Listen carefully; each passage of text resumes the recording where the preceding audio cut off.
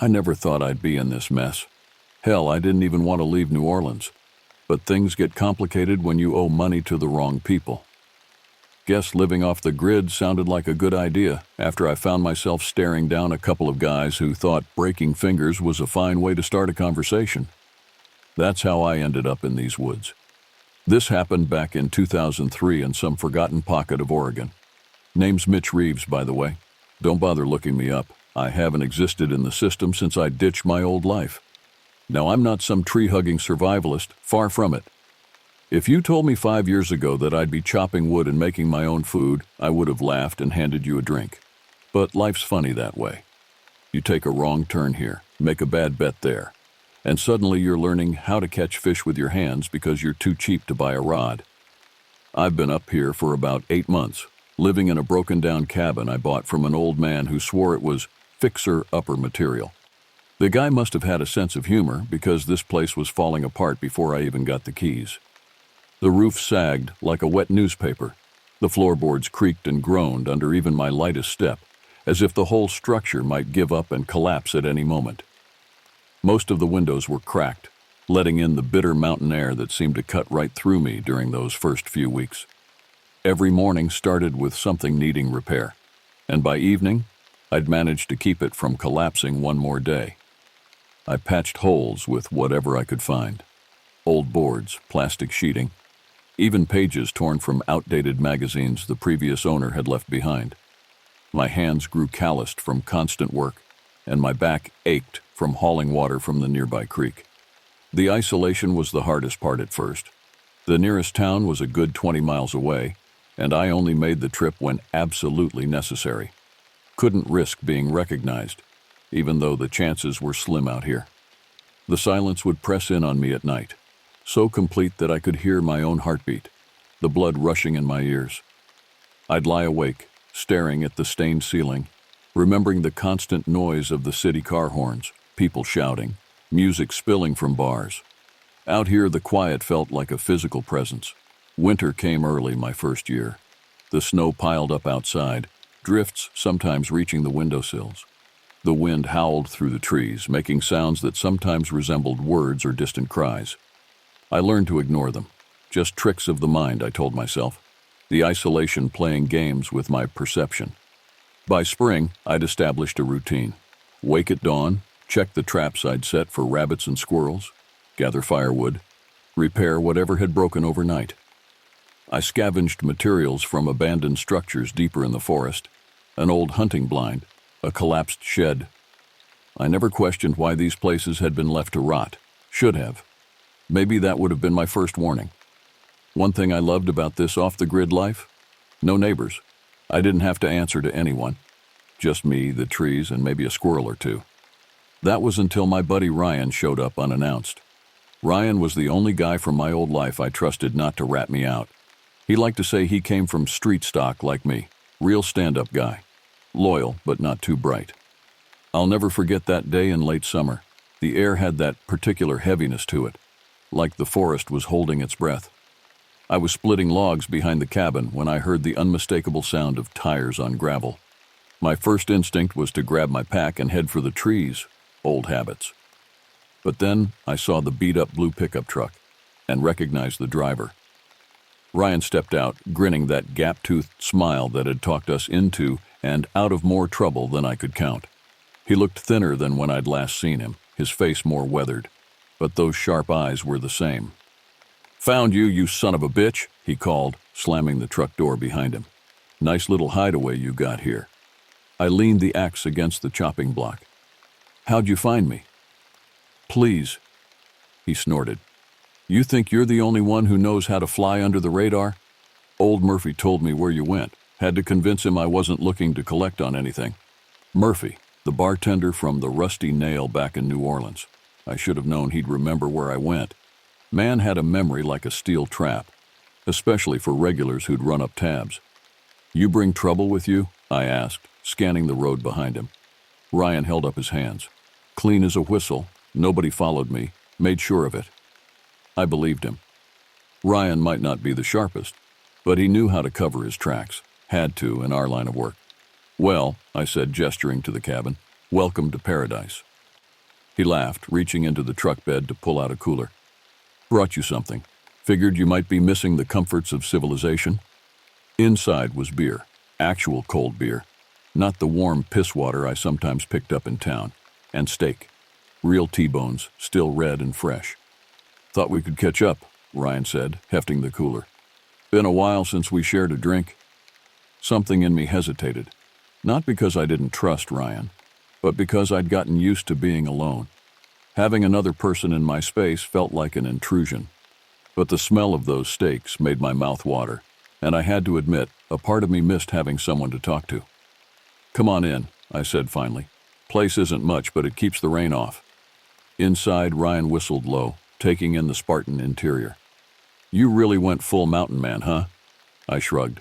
Do what you gotta do. We spent the afternoon catching up. Ryan told me about New Orleans, how things had changed since I left. About Daryl, the loan shark I'd owed money to, getting arrested on tax evasion. About old haunts closing down, new ones opening up. He painted a picture of a world that seemed both familiar and impossibly distant, like something from a previous life. As night fell, we cooked the steaks over the fire pit I'd built outside. The meat sizzled and popped, the fat dripping onto the coals. The smell made my stomach growl. I'd been living on rabbit and canned beans for months. This was a feast. So, Ryan said, mouth full of steak, you really planning on staying up here forever? Just you and the trees? I took a pull from my beer, considering. Not forever. Just until things cool down. Things already cooled down, man. Like I said, Daryl's gone. Nobody's looking for you anymore. I didn't answer. The truth was, I wasn't sure I wanted to go back. I'd found something up here in the quiet, a kind of peace I'd never known in the city. The constant hustle, the looking over your shoulder, it wore on you after a while. As darkness settled fully around us, the woods seemed to press closer. The firelight created a small circle of warmth and visibility, beyond which the trees were just black shapes against a darker background. The night sounds began to emerge. The hooting of an owl, the rustle of small animals in the underbrush. Ryan took another drink, staring into the fire. Place is spooky as hell at night. You get used to it. Don't think I could. Too quiet. Makes a man start hearing things that aren't there. I laughed it off, but something in his words struck a chord.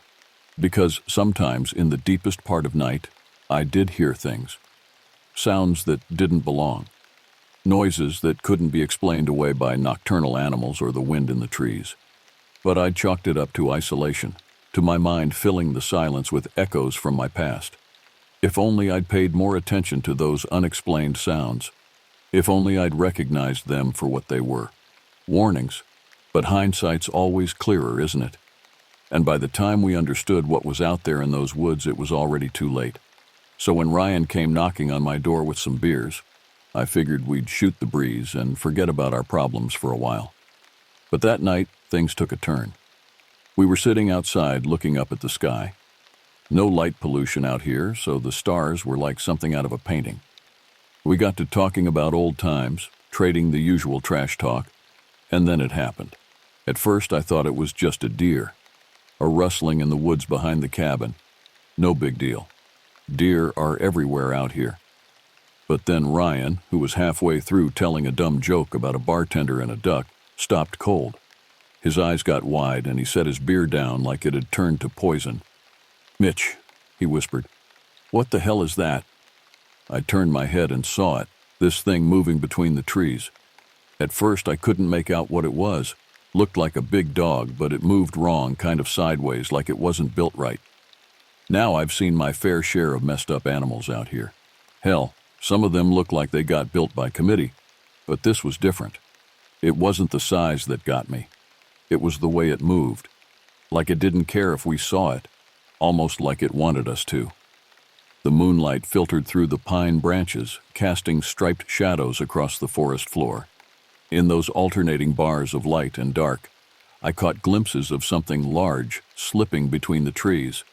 It moved with a strange, halting gait. Stop and start, like a film with missing frames. "You seeing this?" Ryan's voice had dropped to barely a whisper. I nodded, my eyes fixed on the spot where I'd last seen movement. The night had gone oddly still. The usual chorus of crickets and frogs had fallen silent, as if they too were holding their breath, waiting. I tried to laugh it off. "Probably just a wolf," I said. "They got those around here, don't they?" Ryan shook his head. "That's no wolf." I stood up, grabbed the old flashlight I kept by the door, and pointed it in the direction of the noise. I wasn't about to let some mangy animal ruin my night. The light cut through the trees, but whatever it was stayed just out of reach, always a few steps ahead of the beam. "Come on," I called, my voice too loud in the silence. "Show yourself." In retrospect, that was stupid. You don't challenge things in the dark, not in these woods. But I'd had a few beers, and there was Ryan watching, and something in me refused to be scared on my own property. The flashlight beam caught something, just for a second. A reflective gleam like eyes, but too high off the ground for any normal animal. I caught a glimpse of its legs, long, too long for anything normal. I clicked the flashlight off. No sense wasting batteries on something that didn't seem interested in us.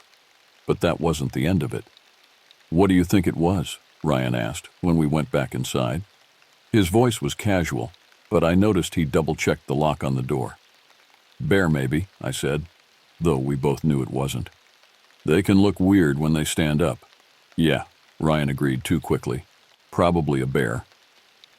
We tried to return to our conversation, but something had changed. There was a tension in the air now, like the atmosphere before a storm. Every creak of the cabin, every brush of wind against the windows made us pause and listen. We went back inside, locked the doors, and laughed it off. But neither of us slept that night. Every time I closed my eyes, I'd hear that same rustling, closer this time. Around 3 a.m, I got up, looked out the window, and saw nothing but trees and shadows. Maybe I was being paranoid, but something felt wrong. The forest outside my window looked different somehow. The familiar shapes of trees and bushes seemed distorted, as if viewed through warped glass. And there was that feeling, the unmistakable sensation of being watched. Not just observed, but studied, assessed. Ryan was still awake, staring at the ceiling like he was waiting for something to come crashing through the roof. "Man, we need to get out of here," Ryan said, breaking the silence. "Whatever that was, it ain't right."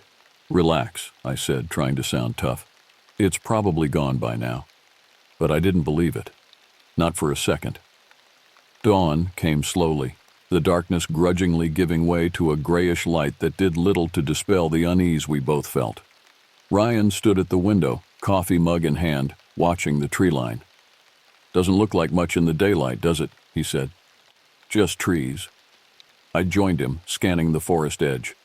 In the harsh morning light, last night's fears seemed foolish. What had we seen? Probably nothing more than a coyote or a feral dog, the isolation of the place playing tricks on our perception. "We should check it out," I said suddenly. Ryan turned to me, eyebrows raised. "Check what out?" "Whatever we saw last night, see if we can find tracks or something." The idea had come to me suddenly, but now that I'd voiced it, I couldn't let it go. I needed to know. "You're serious?" It wasn't a question. Ryan studied my face, then sighed. "This is how people die in horror movies, you know that, right?" I managed to smile. "Good thing we're not in a movie." After breakfast, we geared up. I grabbed my hunting knife, a length of rope, and the flashlight. Ryan found an old baseball bat in the corner of the cabin, testing its weight in his hands. "What do you think this is going to do against a bear?" he asked. "Make you feel better?" I suggested. He laughed, a short, sharp sound without much humor in it. "Not really. The woods felt different as we stepped into them. I'd been living here for months, had walked these same paths hundreds of times. But today they seemed unfamiliar. The trees stood closer together than I remembered, their branches interlacing overhead to form a canopy that blocked much of the sunlight. The air was still and heavy, thick with the scent of pine and something else, something musky and rank, like wet fur and decay. We found the spot where we'd seen the movement the night before. The ground was soft there, covered in a thick layer of pine needles. I crouched down looking for tracks, disturbances, anything that might tell us what had passed this way. "Here!" Ryan called from a few feet away. "Look at this." He was pointing to a patch of bare earth where something had clearly disturbed the ground. The marks were confusing. Not clear prints like a deer or bear would leave, but long gouges as if something had dragged itself along. They were spaced oddly, too wide for a normal animal. "What do you make of this?" Ryan asked, his voice hushed. I shook my head, running my fingers along one of the marks. Never seen anything like it. Should we follow them? I hesitated. Every instinct told me to head back to the cabin, to let whatever made these tracks go its own way. But curiosity pushed me forward. I needed to know what was sharing these woods with me. "Yeah," I said finally.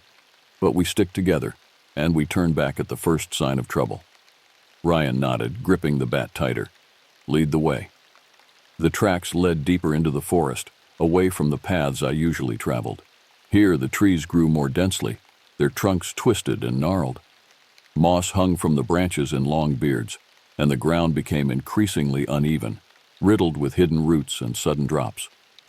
We walked in silence, both straining to hear any sound that might alert us to danger. But the forest was unnaturally quiet. No birds called, no squirrels chattered. Just the sound of our own breathing and the occasional snap of a twig beneath our feet. The track led us to a small clearing. The trees here had been cleared away, not by human hands, but by some natural event, perhaps a lightning strike or a localized windstorm. In the center of the clearing stood a single dead tree, its bark stripped away, its naked branches reaching toward the sky like skeletal fingers. "I don't like this," Ryan muttered beside me. I understood what he meant. There was something wrong about this place. The air felt thicker here, harder to breathe. And there was that smell again, stronger now, the rank odor of decay mixed with something else, something chemical and sharp. As we approached the dead tree, I noticed objects hanging from its branches. At first, I thought they were some kind of strange fruit or fungus, but as we got closer, I realized with a jolt what they really were. Small animal carcasses, strung up by their hind legs like grotesque ornaments. Squirrels, rabbits, even a raccoon, all skinned and gutted, their empty eye sockets staring down at us accusingly. Some were fresh, the flesh still pink and glistening. Others were older, blackened, and shriveled by exposure. "What the fuck?" Ryan breathed, taking a step back. "What the actual fuck?" I couldn't speak. My throat had closed up, my heart hammering against my ribs. This wasn't the work of any animal I knew. Animals kill to eat, not to display. This was methodical, deliberate, almost ritualistic. "We need to go," I said, finding my voice at last. "Now!" Ryan didn't argue. We backed away from the tree, neither of us willing to turn our backs on it. I felt eyes on us, invisible watchers tracking our retreat from the shadows. We were halfway back to the path when Ryan stopped suddenly, his face draining of color. "Do you hear that?" he whispered. At first, I heard nothing. Then faintly a sound reached my ears, a low, rhythmic clicking, like someone rapidly snapping their fingers or like the ticking of an enormous clock. It seemed to come from everywhere and nowhere, impossible to pinpoint. "It's following us," Ryan said, his voice barely audible. I grabbed his arm. "Keep moving, don't run." We walked faster, no longer concerned about making noise. The clicking followed, sometimes fading, sometimes growing louder, as if whatever made the sound was circling us, testing our response. The trees seemed to close in around us, the path narrowing until we were forced to walk single file. Branches caught at our clothes, roots tried to trip us. It felt as if the forest itself had turned hostile, trying to slow our escape. When we finally broke through the tree line and saw the cabin ahead, I nearly wept with relief. We sprinted the final distance, bursting through the door and slamming it behind us. I threw the bolt home with shaking hands while Ryan collapsed onto a chair, his face ashen. "What the hell was that?" he asked, his voice unsteady. "What kind of sick fuck hangs up animals like Christmas ornaments?" I had no answer. My mind raced through possibilities. A hunter with strange habits, some local cult, maybe even another recluse like me, but with a darker bend to their isolation. None of the explanations felt right. "Maybe we should leave," Ryan suggested. "Just get in the truck and go." Part of me wanted to agree, to pack up what little I had and put this place behind me. But another part, the stubborn part that had kept me alive through years of bad decisions, refused to be driven out by fear. "No," I said firmly. "This is my place. I'm not letting some weirdo scare me off." Ryan looked at me like I'd lost my mind. "Did you see that tree? Those animals? That's not normal, Mitch. That's some serial killer shit." He was right, of course. But I'd run before, and I was tired of running. Besides, where would I go? Back to New Orleans? Back to a life of looking over my shoulder for different reasons? "One more night," I said. "If anything else happens, we'll leave in the morning." Ryan didn't look happy, but he nodded. One more night. But we'd take turns keeping watch. As darkness fell, the forest seemed to press against the windows of the cabin, as if trying to find a way in. I sat by the door, rifle across my lap, listening to the sounds of the night. Ryan eventually fell into a restless sleep on the couch, his face troubled even in unconsciousness. I tried to convince myself that we'd simply stumbled across some local hunter's bizarre trophy display, that the clicking sound had been a branch rubbing against another in the wind, that the strange tracks were just deer prints distorted by rain. But as midnight came and went, bringing with it a deepening silence, I knew better. Something was out there, something that didn't belong, and it was, watching us. The next morning, we both agreed to check out the area where we'd seen the thing. Armed with nothing but a rusty axe and a hunting knife, we walked deeper into the woods. Ryan kept muttering about how dumb this was, and I couldn't argue with him, but something kept pulling me in. Maybe it was curiosity. Maybe it was the fact that I didn't like feeling scared in my own damn woods.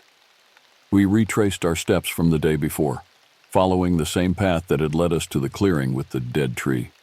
The morning was bright, the sunlight dappling the forest floor through gaps in the canopy above. It should have been beautiful, peaceful. Instead, I felt like we were walking into a trap. "You really think this is a good idea?" Ryan asked for the third time since we'd left the cabin. "Going back to creepy Murder Tree Central?" I shrugged, trying to project more confidence than I felt. "We need to know what we're dealing with. And if what we're dealing with tries to deal with us?" I patted the hunting knife at my belt. "That's what this is for." Ryan snorted. "Fat lot of good that'll do against whatever hangs animals from trees for fun." He had a point, but I wasn't about to admit it. The truth was, I needed answers more than I needed safety. This was my home now, and something was threatening it. I needed to understand what. The deeper we went, the quieter the forest got. No birds, no bugs, just dead silence. I started to think that maybe we should turn back when Ryan froze again, pointing ahead. "There," he whispered. "I saw it. A pile of bones. Fresh, too. Something had ripped apart a deer, but it wasn't like any predator I'd ever seen. The bones were broken, not chewed, just shattered, like someone had stomped on them. And the weirdest part, there was no blood, not a drop. The ground around the carcass was bone dry. I crouched down, examining the remains. The deer had been large, probably a buck, though its head was missing. The limbs had been torn from the torso with tremendous force, not cut, not bitten, but pulled apart. The bones at the joints were splintered and crushed. "Jesus," Ryan whispered, keeping his distance. "What could do that?" I shook my head, noting the absence of tracks around the kill. Whatever had done this had been careful not to leave evidence. Or perhaps it moved in a way that didn't disturb the ground. Neither option was comforting. The most disturbing aspect wasn't the violence of the kill, but the precision. This wasn't a feeding. It was a dissection. The organs had been removed and sorted: heart, lungs, liver, each placed in a separate pile nearby, untouched and intact, like specimens laid out for study. "This isn't an animal," I said, standing up and wiping my hands on my jeans. "Animals don't do this." Ryan's face had gone pale. "So what? We're talking about a person? Some psychopath living out here?" The thought had crossed my mind, but it didn't fit. No human could tear apart a deer with their bare hands. And if they'd used tools, there would be cut marks, saw marks. These bones looked like they'd been pulled apart by something with inhuman strength. "I don't know," I admitted, "but I think we should—" I never finished the sentence. From somewhere deeper in the woods came that sound again, the rhythmic clicking we'd heard the day before, only now it was louder, more insistent, and it was coming closer. Ryan didn't need to say anything. We both knew something was off, and it was time to get the hell out of there. But as we turned to leave, I heard it again, that same rustling sound from the night before. Except this time, it wasn't hiding. It was coming straight for us. We ran, and I don't mean we jogged back like idiots who thought we were being followed. I mean we ran like our lives depended on it, because they did. I could hear it behind us, crashing through the underbrush like it wasn't trying to be stealthy anymore. Whatever it was fast, and it was angry. The forest became a blur as we sprinted through it. Branches whipped at our faces, roots threatened to trip us with every step. I could hear Ryan's ragged breathing ahead of me, see his back as he dodged between trees. And behind us, that terrible clicking sound growing louder, more frenzied. I risked a glance over my shoulder and immediately wished I hadn't. Something was moving through the trees behind us, something large and dark that seemed to flow rather than run, its shape constantly shifting and reforming. I caught a glimpse of limbs that were too long, too numerous, and a head that sat wrong on a misshapen torso. "Don't look back," I shouted to Ryan. "Just run." We burst from the trees onto the narrow dirt road that led to the cabin. The daylight seemed impossibly bright after the gloom of the forest. For a moment, I thought we'd made it, that whatever had been chasing us wouldn't follow into the open. Then I heard Ryan shout in pain. I turned to see him stumbling, clutching his ankle. He'd hit a pothole in the road and gone down hard. "Get up," I yelled, running back to him. "We're almost there." Ryan was ahead of me, breathing hard when I saw him trip. He hit the ground hard, and I turned back, grabbing him by the arm. "Get up, man." But before I could pull him to his feet, I saw it. Finally, out in the open, it looked like a dog, but its back legs were bent wrong, like a goat's. Its skin was patchy, fur missing in spots. But what really got me was the smell, rotten, like a carcass that had been baking in the sun for days. The creature paused at the edge of the trees, as if reluctant to come fully into the light. I got my first clear look at it, and my mind struggled to process what I was seeing. It stood on 4 legs, but its proportions were all wrong. The front limbs were too short, the back ones too long and jointed like a deer's. Its body was covered in patchy fur, with bald spots showing skin that looked diseased, mottled red and gray with what might have been sores or growths. But it was the head that made my heart stutter in my chest. It was almost dog-like in shape, but the snout was too elongated, and where eyes should have been were just dark, sunken pits. Its mouth hung open, revealing rows of needle-like teeth that seemed too numerous, too irregular to fit in a normal jaw. And all the while, that clicking sound continued, emanating not from the creature's mouth, but from somewhere in its throat, as if produced by some internal mechanism. It was on Ryan before I could blink, knocking him down again. I saw its jaws snap down on his shoulder, tearing into him like he was made of paper. Blood sprayed everywhere, and Ryan screamed, a horrible, gut-wrenching sound that made me sick. I wasn't armed, not even a gun, and even if I had one, what would I do? This thing wasn't natural, but I couldn't just stand there. So I did the only thing I could think of. I grabbed a rock and hurled it at the thing's head. It bounced off harmlessly, but it was enough to make it let go of Ryan for a second. The creature's head swiveled toward me, those empty eye sockets somehow fixing me with what felt like a stare of pure hatred. It made a new sound then, not clicking, but a low, rattling growl that seemed to vibrate the air between us. I didn't wait to see what it would do next. I lunged forward, grabbed Ryan by his good arm and hauled him to his feet. He was heavy, his legs barely supporting his weight, but fear gave me strength I didn't know I had. "Move," I shouted in his ear. "You have to move." Somehow we stumbled forward, Ryan leaning heavily on me, leaving a trail of blood behind us. I could hear the creature following, its strange gait producing an uneven rhythm on the hard-packed dirt. The cabin loomed ahead, a pathetic wooden box that suddenly seemed like the only safe place in the world. 50 yards, 30, 20.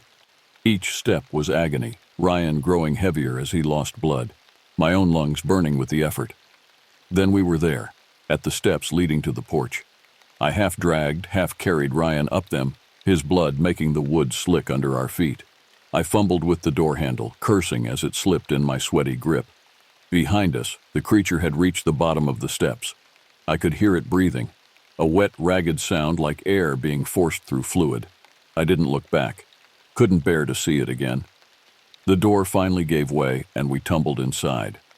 I dragged Ryan fully across the threshold, then slammed the door shut, throwing the bolt home with trembling hands. For a moment there was silence. Then something hit the door, hard. The whole cabin seemed to shake with the impact. A second blow followed, and I heard wood splinter. I dragged him to his feet, and we kept running. By some miracle, we made it back to the cabin. Ryan was bleeding out, his shirt soaked with blood, but we had to keep going. I threw open the door, shoved him inside, and slammed it shut. We pushed everything we could find in front of the door.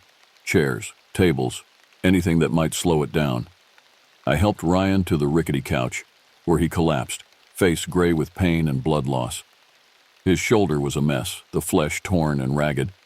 Through the ripped fabric of his shirt, I could see bone. "Fuck, Mitch," he gasped. "What was that thing?" I had no answer.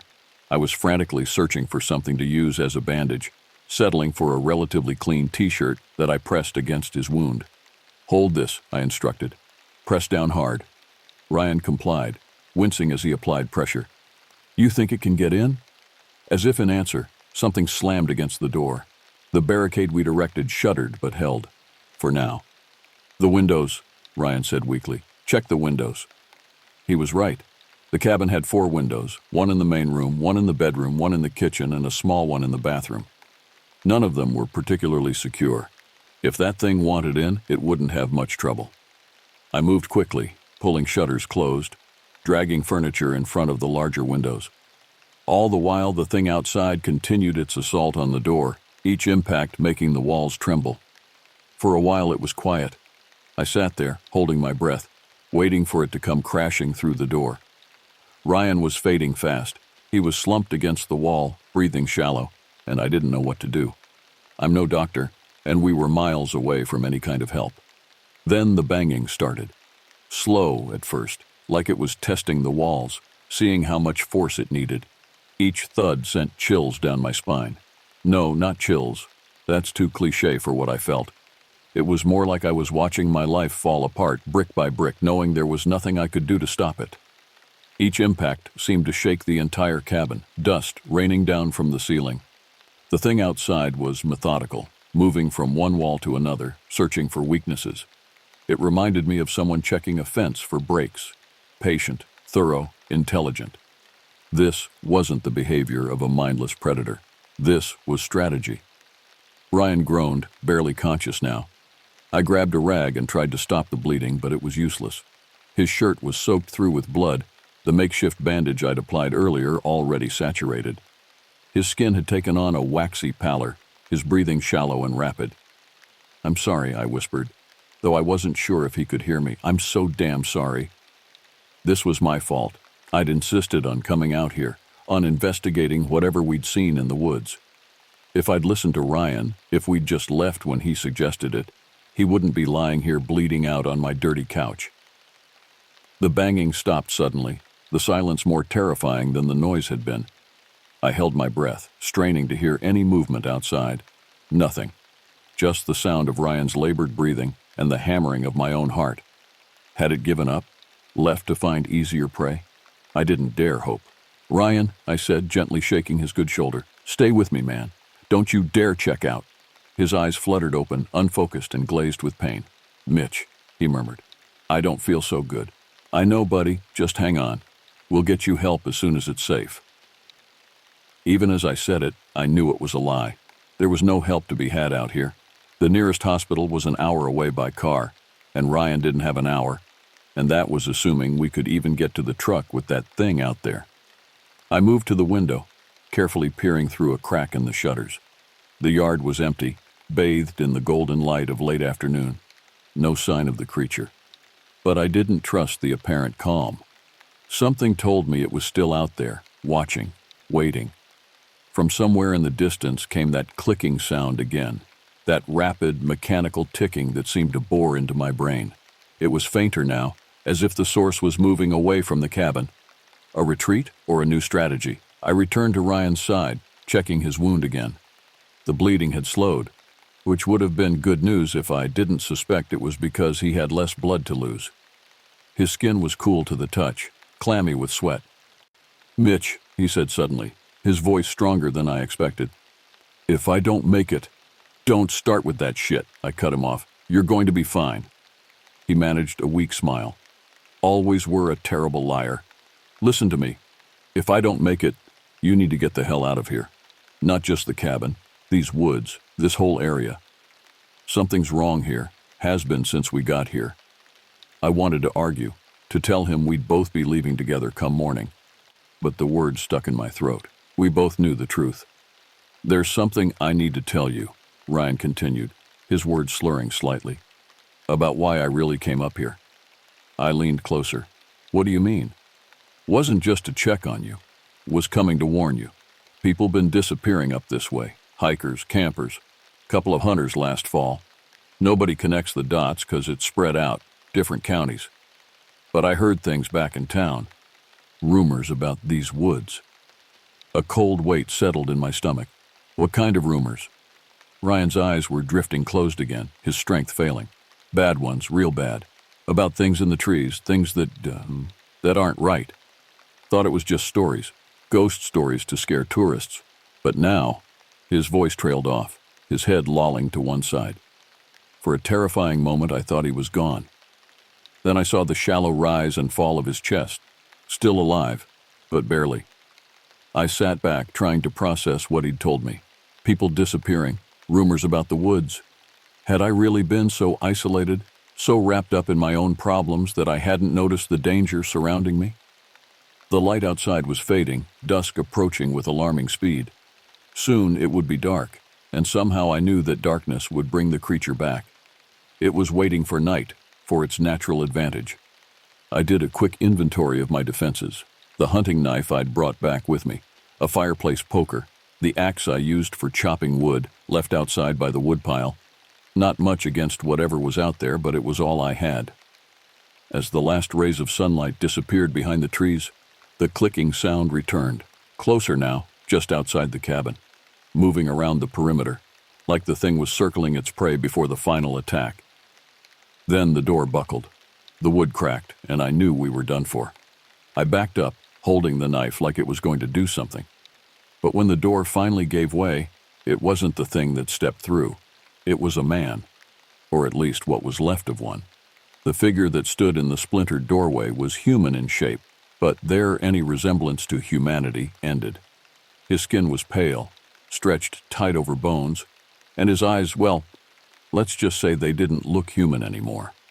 They were black voids, like the creature's, sunken deep into a face that was little more than a skull with skin pulled taut across it. He wore the tattered remains of what might once have been outdoor clothing, a flannel shirt, jeans, hiking boots. But all were filthy, stained with what looked like dried blood and other substances I didn't want to identify. He didn't say a word, just looked at me like I was the next meal on the menu. Behind him I could see more figures in the woods waiting. It wasn't just one thing, it was a pack. They had been watching us the whole time, hunting us like animals. I raised the knife, backing away until I hit the wall. There was nowhere to run, nowhere to hide. The cabin that had been my sanctuary for months had become a trap. The man, if he could still be called that, took a step forward. His movements were jerky, uncoordinated, as if he wasn't fully in control of his own body. The clicking sound I'd been hearing was coming from him, from his throat, a constant rapid ticking like the sound of a mechanical insect. "Stay back," I warned, the knife trembling in my grip. "I don't want to hurt you." A sound emerged from his lips, not quite a laugh, but something like it, a dry, crackling noise that made the hair on the back of my neck stand up. When he spoke, his voice was wrong, too deep, too hollow, as if it originated from somewhere other than his vocal cords. "Hurt us?" the not-quite-human thing said. "You cannot hurt what you cannot understand." Behind him, more figures appeared in the doorway. Men and women, all with the same emaciated appearance, the same black, empty eyes, all making that terrible clicking sound, a chorus of mechanical ticks that filled the cabin with their dissonance. "What do you want?" I demanded, fighting to keep my voice steady. The leader, for that's how I thought of the first one, tilted his head at an impossible angle, studying me with those bottomless eyes. "To learn," he said simply. "To understand, as we understood your friend." I glanced at Ryan, still unconscious on the couch. Or was he? His chest wasn't moving anymore. The realization hit me like a physical blow. He was gone, dead while I'd been distracted with our visitors. "What did you do to him?" Rage replaced fear, hot and clarifying. Nothing he didn't allow. He was weak, injured, easy to study. The way he said study sent ice through my veins. I remembered the dissected deer in the woods, organs laid out with clinical precision. "You're going to kill me," I said. It wasn't a question. The leader's mouth stretched into what might have been intended as a smile, revealing teeth that had been filed to points. "Eventually," he agreed. "But first we learn." They moved as one, surging forward into the cabin. I slashed with the knife, catching the leader across what should have been a cheek. But instead of blood, a thick black substance oozed from the wound. Not flowing, but crawling, like it had a life of its own. I fought like a cornered animal, stabbing, punching, kicking. I connected with flesh that felt wrong, too soft in some places, too hard in others. The clicking sound grew deafening, surrounding me, invading my head until I could barely think. One of them grabbed my arm, fingers digging in with unnatural strength. Another caught my leg. I was being pulled down, overwhelmed by sheer numbers. As I fell, my head struck the edge of the table. Stars exploded across my vision, the world going dim. The last thing I saw before consciousness fled was Ryan's body, twitching on the couch, though he was clearly dead. His chest cavity open and empty like the deer in the woods. And standing over him, hands deep in the wound, was one of the not-quite-human things, its clicking growing faster, more excited, as it explored what had once been my friend. I don't know how I made it out. Maybe they were toying with me, letting me think I had a chance. Or maybe I just got lucky. But I ran. I left Ryan behind, left the cabin behind, and didn't stop until I reached the nearest town. When I came to, it was dark. Not the darkness of night, but the absolute blackness of a place devoid of light. I was lying on something cold and hard stone from the feel of it. The air was damp and smelled of earth and decay, with that same chemical undertone I'd noticed in the woods. I tried to move and found that I could, though every muscle screamed in protest. My head throbbed where it had struck the table, and dried blood crusted the side of my face, but I was alive, and apparently unrestrained. Slowly, carefully, I sat up, straining my eyes against the darkness. Gradually, shapes began to emerge. Rough walls of what seemed to be a cave or tunnel. A faint phosphorescence clung to the stone in patches, casting just enough light to see by. I was alone, at least in this immediate space. No sign of the creatures or the not-quite-human things that had invaded my cabin. No sign of Ryan either, though I knew with grim certainty that he was gone. My knife was missing, as were my boots. I wore only my jeans and t-shirt, both torn and stained with blood, some of it mine, some of it Ryan's. I had no way to tell how long I'd been unconscious, or how far I'd been taken from the cabin. The silence was absolute. No clicking, no breathing but my own. Just the occasional drip of water from somewhere in the darkness. I had two choices: stay where I was and wait for whatever fate my captors had planned for me, or try to find a way out. It wasn't much of a choice. I'd never been one to sit passively and accept death. If I was going to die, it would be on my feet, fighting. I stood unsteadily, using the wall for support. The stone was slick under my fingers, covered in a thin film of moisture that felt oddly viscous, like oil rather than water. I wiped my hand on my jeans, trying not to think about what might be coating the walls of this place. There were two directions I could go: deeper into the tunnel or back the way I presumed I'd been brought in. I chose the latter, hoping it might lead to an exit. Moving as quietly as possible, I made my way along the tunnel. The phosphorescent patches provided just enough light to avoid stumbling, but not enough to see more than a few feet ahead. The tunnel curved and branched, forming a complex network that quickly had me disoriented. I tried to maintain a sense of direction by keeping one hand on the right wall, but the passages seemed designed to confuse, to trap. After what felt like hours of wandering, I heard it, That familiar mechanical clicking, distant at first, then growing closer. I pressed myself against the wall, hoping the darkness would hide me. The clicking approached, accompanied by the sound of something moving through the tunnel. Not footsteps exactly, but a strange, dragging shuffle. A figure passed by my hiding spot, one of the emaciated, not quite human things. In the dim phosphorescent light, I could see details I'd missed before. What I had taken for clothing was actually part of them, the fabric seeming to merge with their skin in places, as if the two had grown together. And their movements were even stranger than I'd realized, with joints bending in impossible directions. The creature paused, its clicking faltering for a moment. It turned its head in my direction, those black, empty eyes somehow sensing me despite the darkness. I held my breath, pressing harder against the wall, willing myself to become invisible. For a terrible moment, I thought it had seen me. Then, with a renewal of its clicking, it moved on, disappearing around a bend in the tunnel. I waited until the sound had faded completely before allowing myself to breathe again. That had been too close. I needed to find an exit, and quickly, before more of them came this way. I continued my cautious progress, now listening intently for any sound that might warn me of approaching danger. The tunnels continued to branch and merge, forming a labyrinth that seemed designed to confuse and trap. But eventually I noticed something, a faint freshening of the air, a barely perceptible current against my face. Somewhere ahead, there was an opening to the outside world. I followed the air current, moving faster now despite the risk of making noise. The tunnel began to slope upward, the ceiling lowering until I had to stoop to avoid hitting my head. The phosphorescence grew fainter, the darkness more complete. I navigated by touch now, hands outstretched, feeling my way forward. Then, suddenly, my fingers encountered nothing. Open space where the wall should have been. I turned toward it and felt the air current strengthen. This was it, a way out. The opening was small, barely large enough for me to squeeze through if I went sideways. It led into a space that was still dark, but felt larger, more open. And above me, through a gap in what must have been a cave ceiling, I could see stars. Real stars, not the phosphorescent patches that had guided me through the tunnels. I climbed toward them, scrambling up a slope of loose rock that threatened to give way beneath my feet.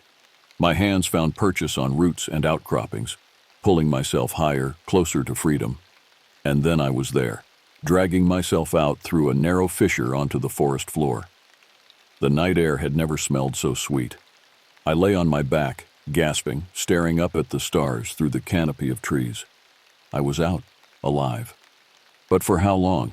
I had no idea where I was in relation to my cabin or the nearest town. No way to orient myself without seeing the sun. And no desire to wait until dawn in the open, where the creatures might find me again. I forced myself to my feet, wincing at the pain in my abused muscles. The forest around me was quiet, too quiet, just as it had been when we'd found the deer carcass. Whatever lived in these woods, it wasn't just the creatures from the tunnels.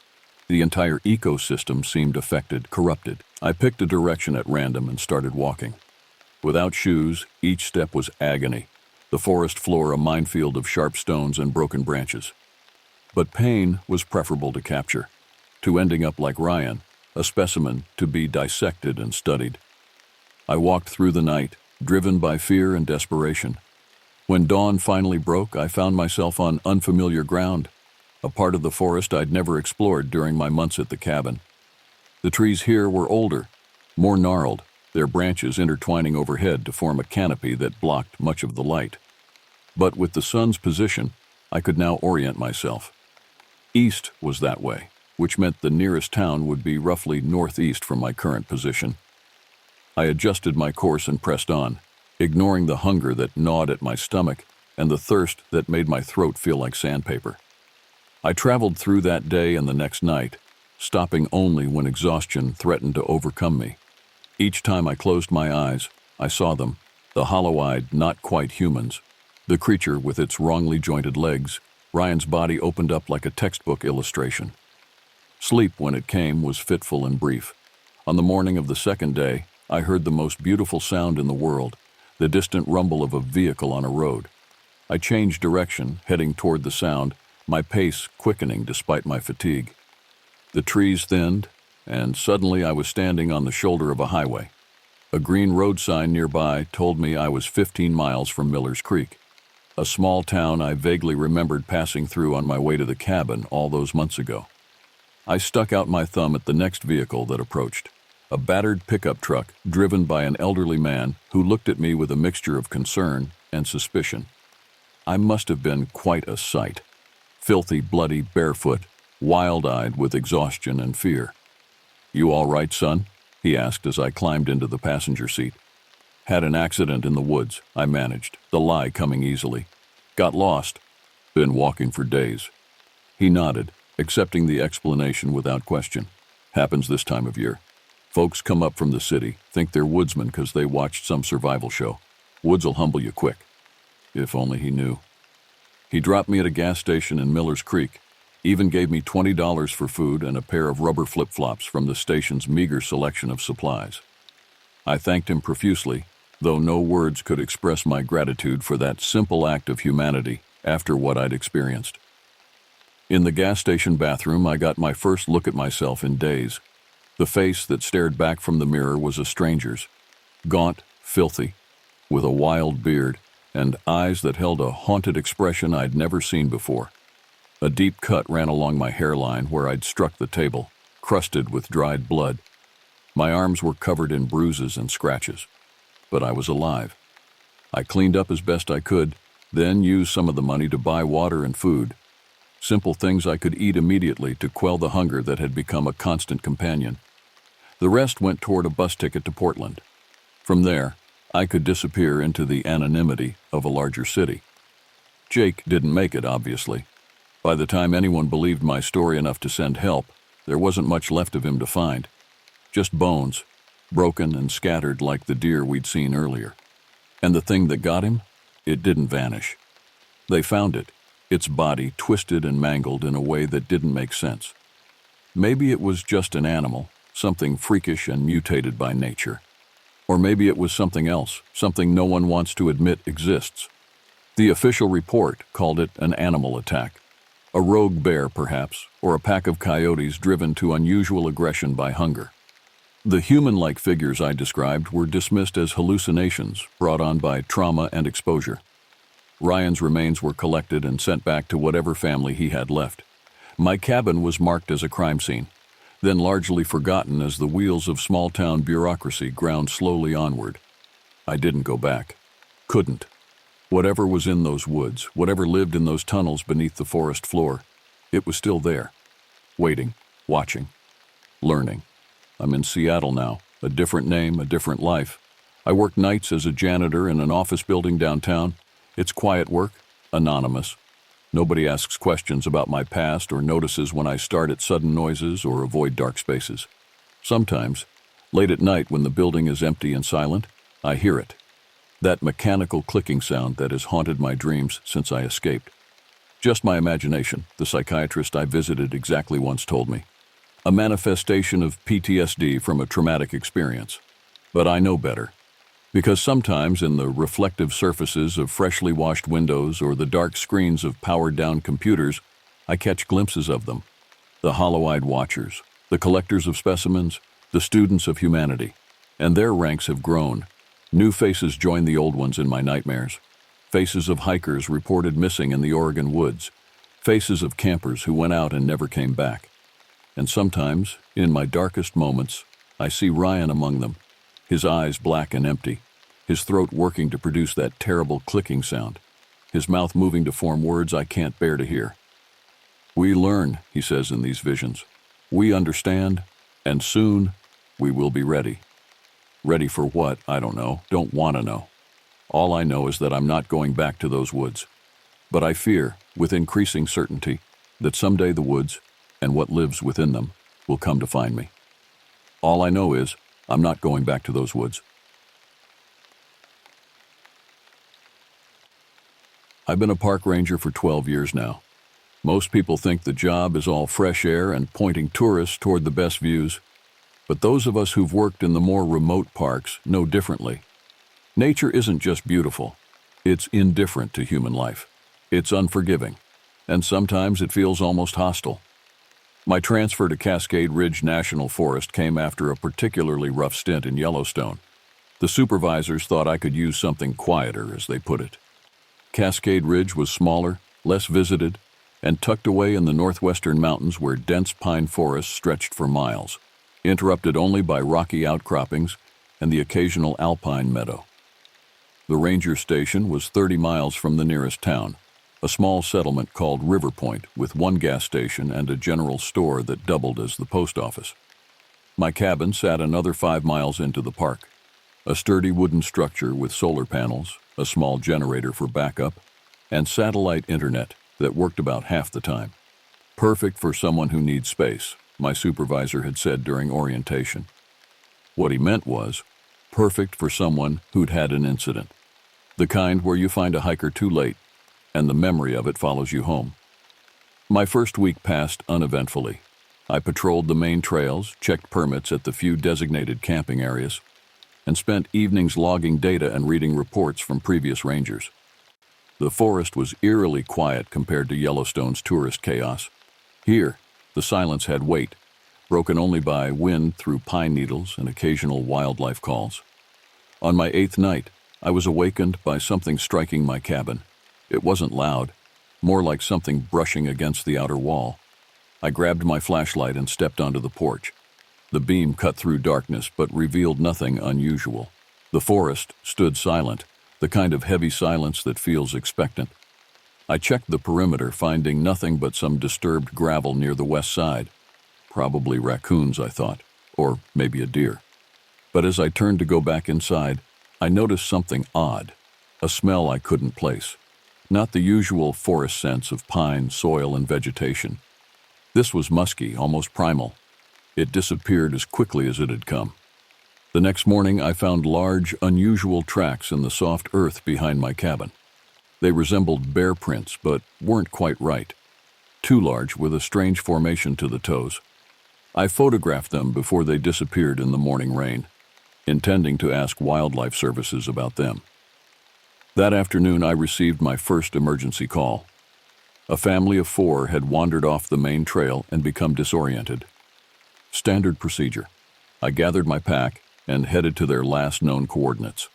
The Hoffmans, parents with 2 preteen children, were relieved when I found them 3 miles off trail. They'd followed what they thought was a path, but was actually a dry creek bed that had led them deeper into the wilderness. We kept hearing something following us, Mr. Hoffman explained as I guided them back. Like footsteps, but heavy, really heavy. Probably a moose or elk, I offered. They're curious, but generally keep their distance.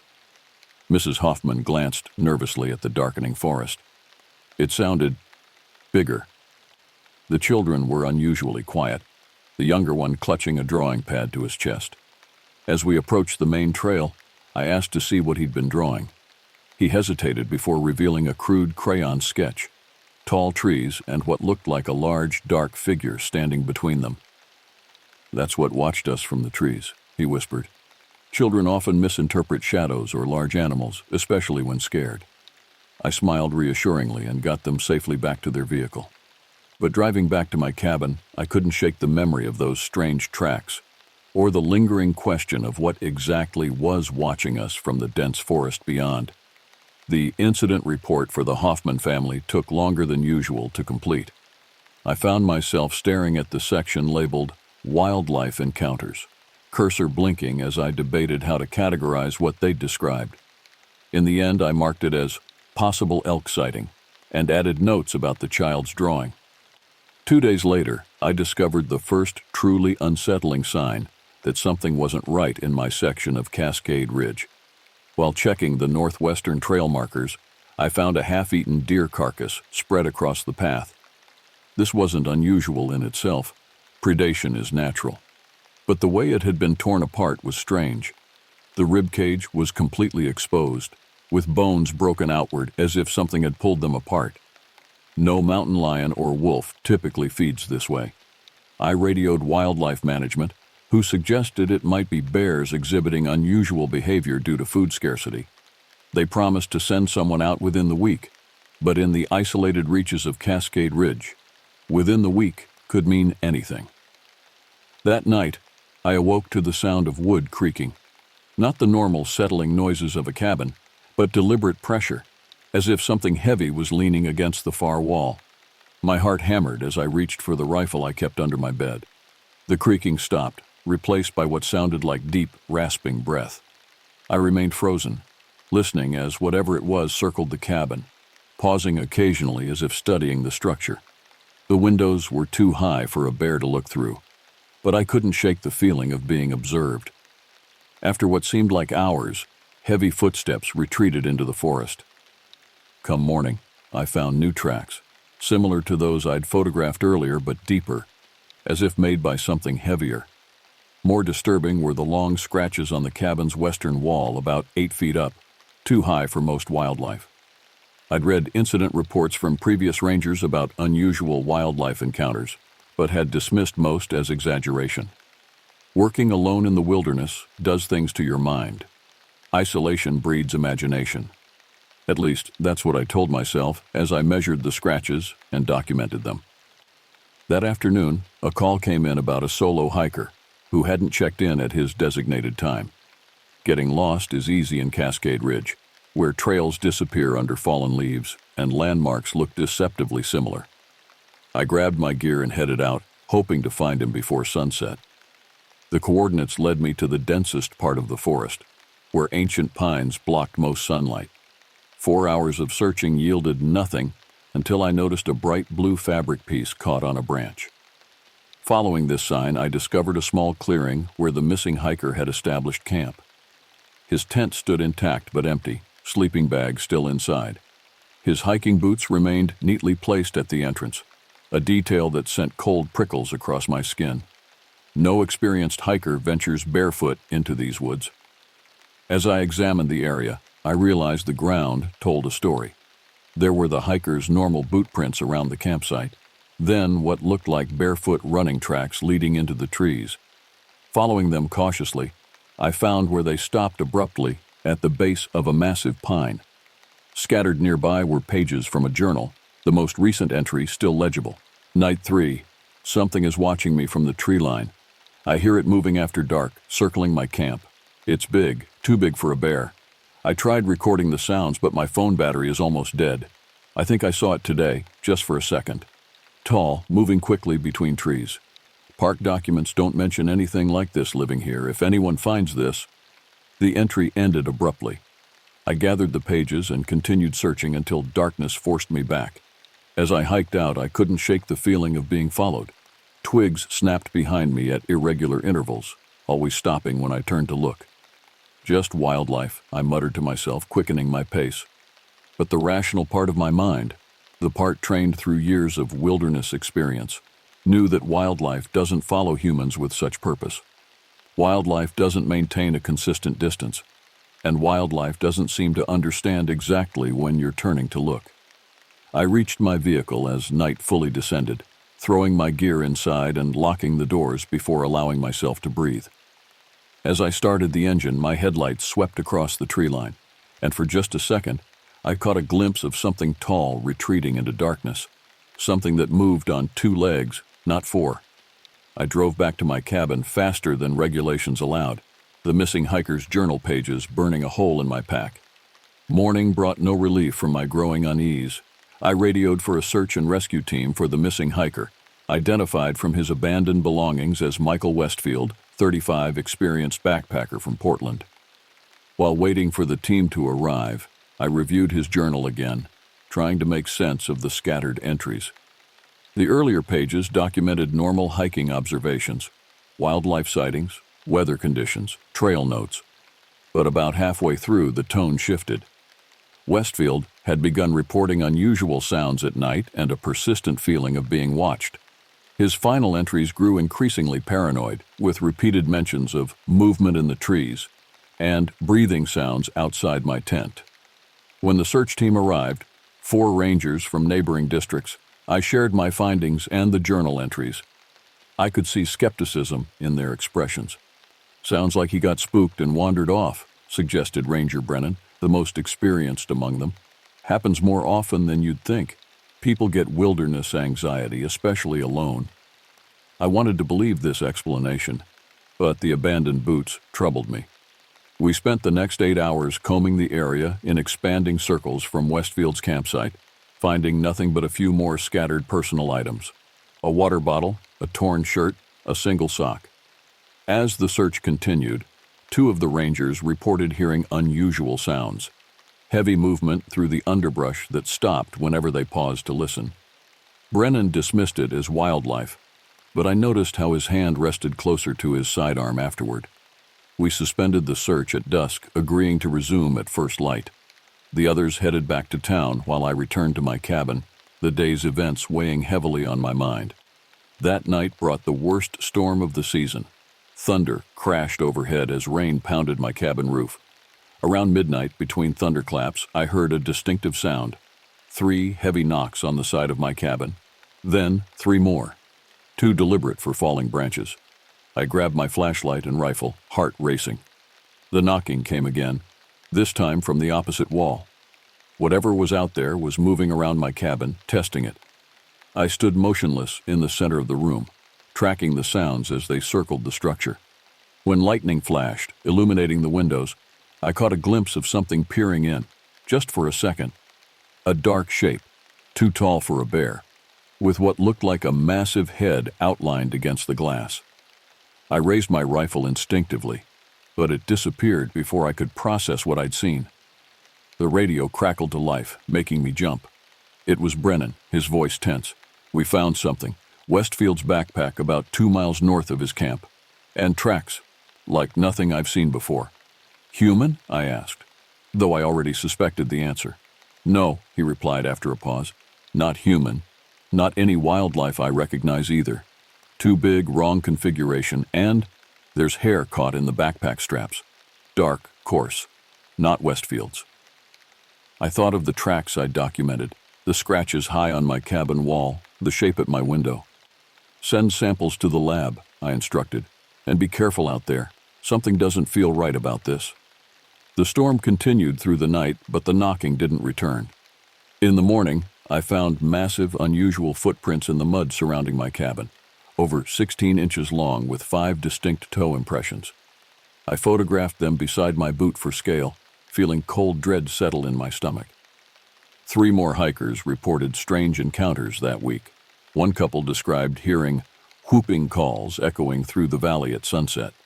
Another man abandoned his camping trip after finding his food cache destroyed and large, human-like handprints pressed into the mud nearby.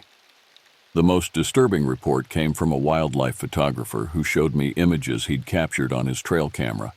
Most were normal forest scenes, but one night shot showed a large, dark figure moving between trees. The image was blurry, indistinct, but clearly showed something bipedal and massive, too tall and broad-shouldered for a human, but moving with unmistakable purpose. I've heard stories, the photographer said quietly as he packed his equipment, about things in these woods, things the agencies don't acknowledge. The locals in River Point call it the Ridge Walker. I'd heard such legends before. Every remote wilderness has its folklore, but folklore doesn't leave tracks. It doesn't break deer rib cages or knock on cabin walls.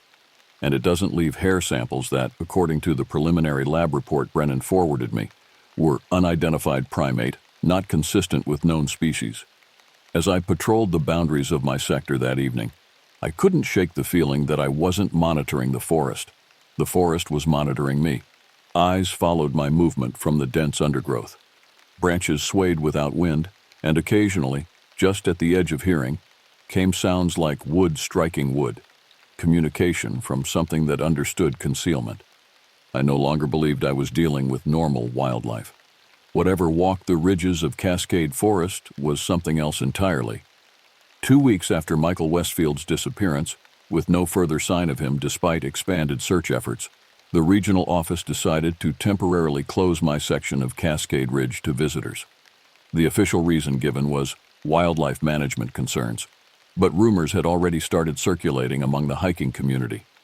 I spent those quiet days compiling evidence, photographs of tracks, recordings of strange sounds in the night, hair samples, and detailed logs of every unusual occurrence.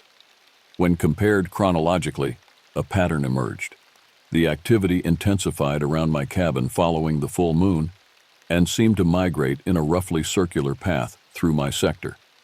Whatever was out there seemed curious about human presence rather than openly hostile. Until the incident with the research team. The university field researchers arrived despite the closure, armed with special permits to conduct their annual bird migration study. 4 graduate students and their professor set up sophisticated recording equipment at 3 locations near the ridge. I warned them about the unusual activity, but the professor, a veteran of many field expeditions, dismissed my concerns. "We've worked in grizzly territory before," he assured me. "The students are trained in wildlife safety." 3 days into their research, I received a panicked radio call from their base camp. The transmission cut in and out, but I could make out enough. Something had destroyed their equipment at 2 recording sites and was now circling their camp. They could hear it moving through the trees, occasionally emitting low, rumbling sounds. I grabbed my gear and drove toward their coordinates, trying to maintain radio contact. When I was still 2 miles out, I heard screams over the transmission, then silence. I arrived to find their camp in disarray, tents torn open, equipment scattered. 3 researchers huddled in their remaining vehicle, visibly shaken. The professor and 1 student were missing. "It was huge," one of the students told me, hands trembling. "It came out of the trees just after sunset, not like a bear. It was standing upright, at least 7 feet tall. The professor tried to photograph it, and it charged him." They'd heard the professor and the missing student crashing through the underbrush, pursued by heavy footfalls. Then nothing. I radioed for emergency backup and told the remaining researchers to drive to the ranger station while I tracked their colleagues. The fading daylight made it a dangerous proposition, but waiting until morning wasn't an option. The trail wasn't hard to follow. Broken branches, disturbed ground, and occasional equipment items marked a clear path heading west toward the densest part of the forest. I moved carefully, rifle ready, fighting the growing darkness. About a mile from camp, I found the professor's camera, its display smashed. Further on, a single boot. The tracks told a chaotic story. The humans running, falling, getting up again, pursued by something with a long stride that sometimes dropped to all fours. Just as light failed completely, I reached a rock outcropping where the trail ended abruptly. My flashlight beam caught a splash of color against the gray stone, the missing student's red jacket, torn and dirty, but empty. I called out, hearing my voice echo back from the rocks. Then, from somewhere above and behind me, came a response. Not human words, but a long, low vocalization that raised every hair on my body. A sound that conveyed clear meaning. Warning. I pivoted slowly, raising my light toward a ledge about 30 feet up. For one heart-stopping moment, my beam illuminated a massive figure crouched there, broad-shouldered, covered in dark hair, with a face that seemed both human and not. Our eyes met, and in that instant, I understood I was being evaluated by something intelligent. It made that sound again, a rumbling call that vibrated in my chest, then rose to its full height. Even at that distance, its size was staggering. Then, with shocking agility for something so large, it disappeared over the ridge. I stood frozen, unable to process what I'd just seen. My training told me to pursue, to complete my search for the missing people. But deeper instincts, older and wiser than any protocol, told me to retreat. As if confirming this instinct, a barrage of rocks suddenly rained down from above, striking the ground around me. Not random falling debris, targeted projectiles. A clear message. I backed away slowly, keeping my light trained on the ridge. More rocks fell, closer this time. I turned and moved quickly back toward my vehicle, feeling watched every step of the way. When backup arrived an hour later, 4 rangers and 2 county sheriff deputies, I struggled to describe what I'd experienced. I showed them my evidence, the tracks, the destroyed equipment. In the harsh reality of flashlights and radios, my encounter seemed increasingly unbelievable. "We'll resume the search at first light," the lead deputy decided, "with dogs and a full team." I didn't tell him that dogs would be useless. They'd refused to track during previous searches, whining and retreating when brought to areas with the strange tracks. Some things, it seemed, were beyond their training. That night, gathered in my cabin, The backup team discussed search strategies while I sat silently, replaying the encounter in my mind. I knew what I'd seen. I also knew what saying it out loud would sound like. In the morning, 50 yards from my cabin, we found the missing professor and student, alive, huddled in the hollow of a massive fallen tree. They were disoriented, covered in scratches, but largely unharmed. Their story came out in confused fragments, being chased, seeking refuge in the rocks, then being herded away by something large that stayed just out of clear sight. It could have hurt us, the professor kept saying. But it didn't. It was containing us, moving us, like we were being relocated. The official report would later call it a bear encounter with unusual characteristics. The university withdrew their research permit. The missing hikers were never found, and Michael Westfield became another statistic, one of the dozens who vanish in national parks each year. But I knew what walked the ridges of this forest, something ancient that had claimed this territory long before our trails and campsites, something that was growing less tolerant of human intrusion. The regional office sent investigative teams after the research group incident. They combed the forest with thermal imaging, cameras, and audio equipment, but found nothing conclusive. The hair samples came back with inconclusive DNA results, contaminated or insufficient data, according to the labs. Official reports attributed the events to an unusually territorial bear, possibly with behavioral abnormalities. My own reports, detailed and meticulous, were filed away with minimal comment. I heard through unofficial channels that Summit headquarters considered me compromised by stress, and there was talk of mandatory leave. I knew what this meant. I'd seen it happen before to rangers who reported things that didn't fit neatly into scientific categories. The wilderness holds secrets that our reports and databases aren't designed to accommodate. As summer turned to fall, hiking traffic decreased, leaving me increasingly isolated. My radio communications with other stations grew less frequent. I found myself standing at my cabin windows for hours, watching the tree line, waiting for movement. Sleep became elusive, broken by sounds that might have been branches in the wind, or might have been something moving around my cabin. The most unsettling development came when I realized the pattern had changed. Whatever was out there no longer circled at a distance. It was watching more closely, more consistently. Some mornings I would find branches arranged in unusual patterns near my cabin. Once a freshly killed rabbit was placed on my porch steps, not torn apart, just neatly killed and positioned centrally, like an offering. I began carrying a recorder everywhere, documenting unusual sounds. Late one evening, while reviewing the day's recordings, I captured something extraordinary, a series of what sounded like words, distorted but with unmistakable cadence and pattern. Too structured for animal sounds, too strange for human speech. When I played it at half speed, goosebumps rose along my arms. The vocalizations contained repeated elements that almost resembled phrases. Was it trying to communicate? The thought both fascinated and terrified me. Against regulations, I began leaving small food items at the forest edge, apples, packets of dried meat, which would disappear overnight. A dangerous game, I knew. Feeding wildlife is strictly prohibited for good reason. But this felt different, like establishing diplomatic relations with a sovereign nation. The breakthrough came unexpectedly. After a particularly violent storm that knocked out power to my cabin, I woke at dawn to find my generator dragged from its housing and placed 30 yards away, completely intact. It would have taken tremendous strength to move the heavy equipment without damaging it. More surprising was what replaced it. A large, freshly killed elk positioned so that its body blocked my cabin door. Not threatening, but impossible to ignore. A gift requiring acknowledgement. I documented everything meticulously before moving the elk and retrieving my generator. That night, I sat on my porch and did something I'd been considering for weeks. I attempted communication. Using a series of wood blocks, I created a simple rhythm. 3 beats, pause, 3 beats, mimicking the knocking sounds I'd heard in the forest. I repeated this pattern for nearly an hour before getting a response. From the darkness beyond my cabin, lights came an answering rhythm. Identical at first, then varying in complex ways.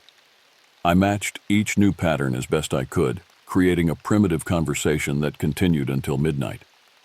In the morning, I found new tracks circling my cabin, closer than ever before, and branches arranged in patterns too deliberate to be random. One formation resembled a crude arrow pointing deeper into the forest. I stood at the edge of my clearing, staring at that invitation, weighing years of training against growing certainty. Whatever walked these woods was intelligent, territorial, but not mindlessly aggressive. It was studying me as carefully as I was studying it. Against every protocol, I decided to follow where it led. I packed a day bag with essentials, left my scheduled route with the main office, though not my actual destination, and followed the direction of the branch arrow. Every few hundred yards, I found new signs, broken branches, arranged stones, once a clear handprint pressed into soft earth that dwarfed my own. The path led to parts of the forest I'd never patrolled, increasingly remote and primeval. Ancient trees blocked most sunlight, creating a perpetual twilight even at midday.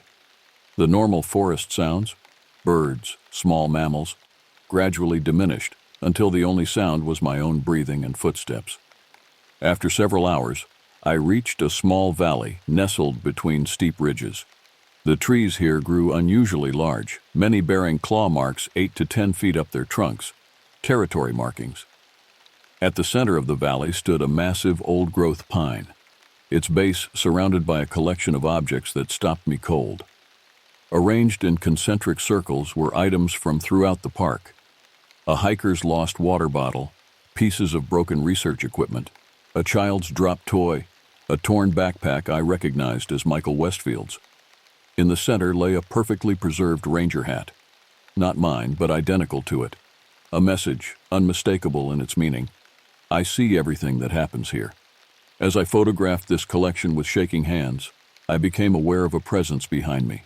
I turned slowly, camera still raised, and saw it.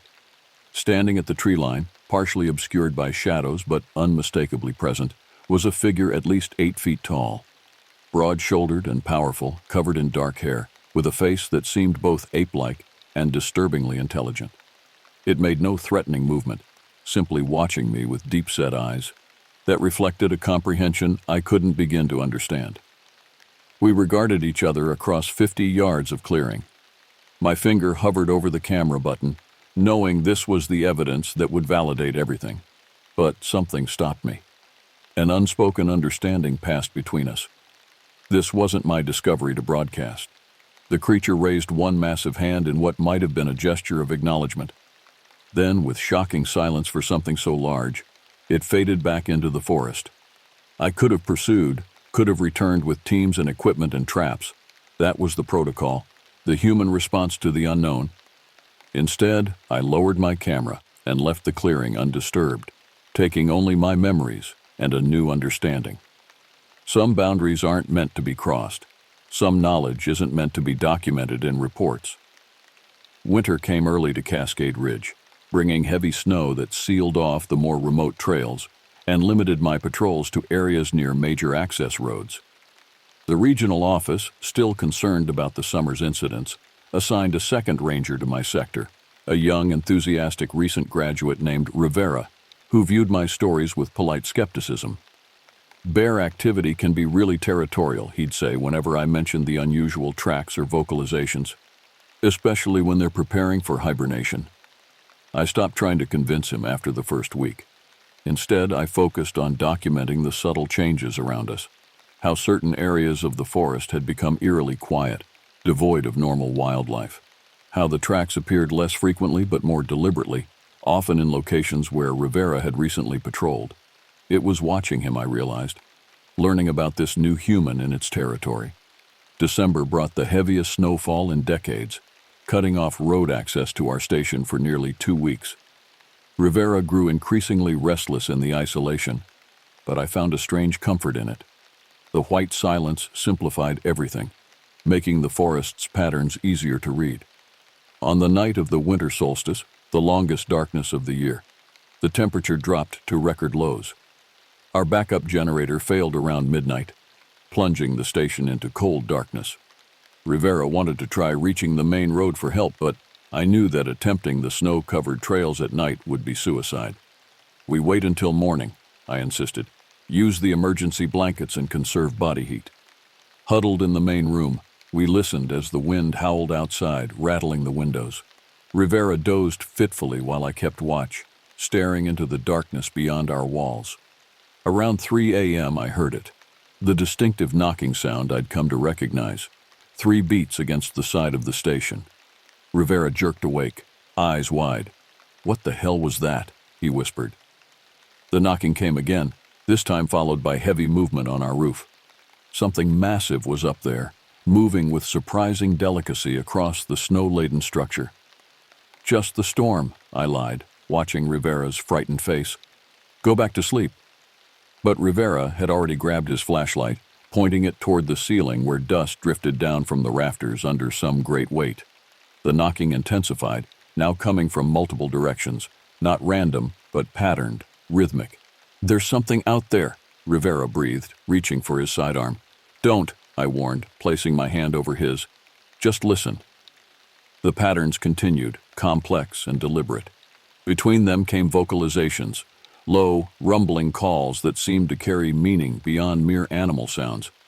I recognized elements from my previous encounters, questions perhaps, or warnings. Rivera stared at me, comprehension dawning.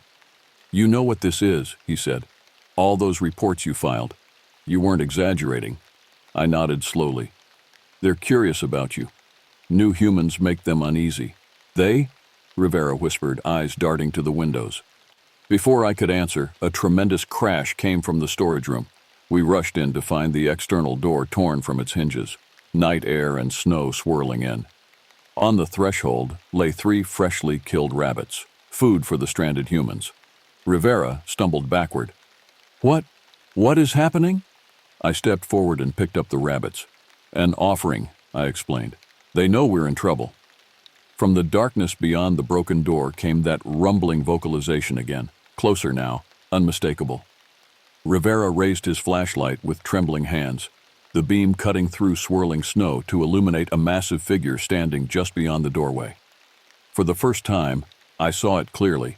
Over 8 feet of powerful, hair-covered body, standing upright with an intelligence in its eyes that no bear could possess. It made no threatening move, simply watching us with what seemed like concern. Rivera's flashlight clattered to the floor. That's impossible," he gasped. "No," I said quietly, "just undocumented." The creature regarded us for a long moment, then deliberately turned and moved to our generator shed. We watched through the window as it effortlessly cleared snow from the equipment and, with surprising dexterity, began examining the machinery. "It's trying to help," I explained to the astonished Rivera. "They understand more than we realize." Within 20 minutes, the generator roared back to life. The fuel line had been cleared and reconnected. Heat began flowing through the station again. The creature returned to the broken doorway, regarding us with what could only be described as satisfaction, before melting back into the darkness. Rivera sat silent for a long time afterward, his worldview visibly crumbling. "We need to report this," he finally said. "And say what?" I asked. "That the officially non-existent Sasquatch fixed our generator. That would end both our careers. But the evidence, the door, the tracks, will be attributed to bears or storm damage," I finished, like always. I spent the remainder of that night explaining everything I'd learned. The territorial patterns, the communication attempts, the deliberate interactions that demonstrated not just animal instinct, but rational thought. Rivera listened without interruption, his expression shifting from disbelief to wonder. By morning, when the snow had lessened enough to begin repairs, he had reached the same conclusion I had months before. Some things exist in the margins between our knowledge and our imagination, demanding not capture or study, but respect. We reported the generator failure and door damage as storm-related incidents. We documented the tracks as unusual wildlife activity, and we developed an unspoken protocol for certain areas of the forest, regions that would be marked on official maps as environmentally sensitive, but which we understood differently. Spring brought new hikers to Cascade Ridge. all of whom received careful orientation about staying on marked trails and respecting wilderness boundaries. When asked about local legends, we neither confirmed nor denied. "The forest demands respect" became our standard answer. Some areas are best left undisturbed. Incidents decreased dramatically. Occasionally, new rangers would report unusual sounds or tracks, and Rivera and I would investigate, documenting what needed to be documented while protecting what needed to be protected. On rare nights, when patrolling the boundaries between their territory and ours, I would hear those distinctive knocks echoing through the trees. Sometimes I would answer with my own pattern, continuing our primitive conversation across the divide between worlds. The forest holds ancient secrets that our reports and taxonomies can't contain. In the deepest woods of Cascade Ridge lives proof that humanity hasn't cataloged every mystery or mapped every wonder. And perhaps that's as it should be. Some boundaries exist not to be crossed, but to be acknowledged, a mutual agreement between species sharing the same ancient earth. These events occurred during my tenure as a senior ranger at what I've called Cascade Ridge. Names and specific locations have been altered to protect both the privacy of those involved and the continued sanctity of certain wilderness areas. What walks those forests deserves its freedom and its secrets. The isolation hits you differently after dark. That's what they don't tell you in ranger school. Sure, they prepare you for the technical aspects, search and rescue protocols, wildlife management, visitor services, but nothing prepares you for the absolute silence of the backcountry at 2 a.m., when you're the only human for 30 miles in any direction. I'd been stationed at Blackwater Ridge National Forest for 3 years when the incidents began. My cabin, a sturdy but sparse ranger outpost built in the 1930s by the Civilian Conservation Corps, sat perched on the edge of one of the most remote wilderness areas in the Pacific Northwest. The nearest town, Pinecrest, was a 90-minute drive down a winding Forest Service road that became impassable after heavy snowfall. Most rangers rotated out after a year. The isolation drove them back to districts with cell service and human contact. But I'd requested the assignment specifically for its remoteness. After 2 tours in Afghanistan, crowded spaces made my skin crawl. Here, the silence was therapeutic, usually. That night in early October, I was curled up with a dog-eared copy of The Wendigo by Algernon Blackwood, a horror novel that felt too appropriate given my surroundings. Rangers develop gallows humor quickly. Reading about supernatural forest entities while surrounded by ancient trees seemed fitting. Thunder rolled in the distance as rain pelted my cabin's metal roof. The radio crackled to life. "Ranger Station 7, this is dispatch. We've got a 1057 possible lost hikers. Family of 3 missed check-in at Wolverine Trailhead.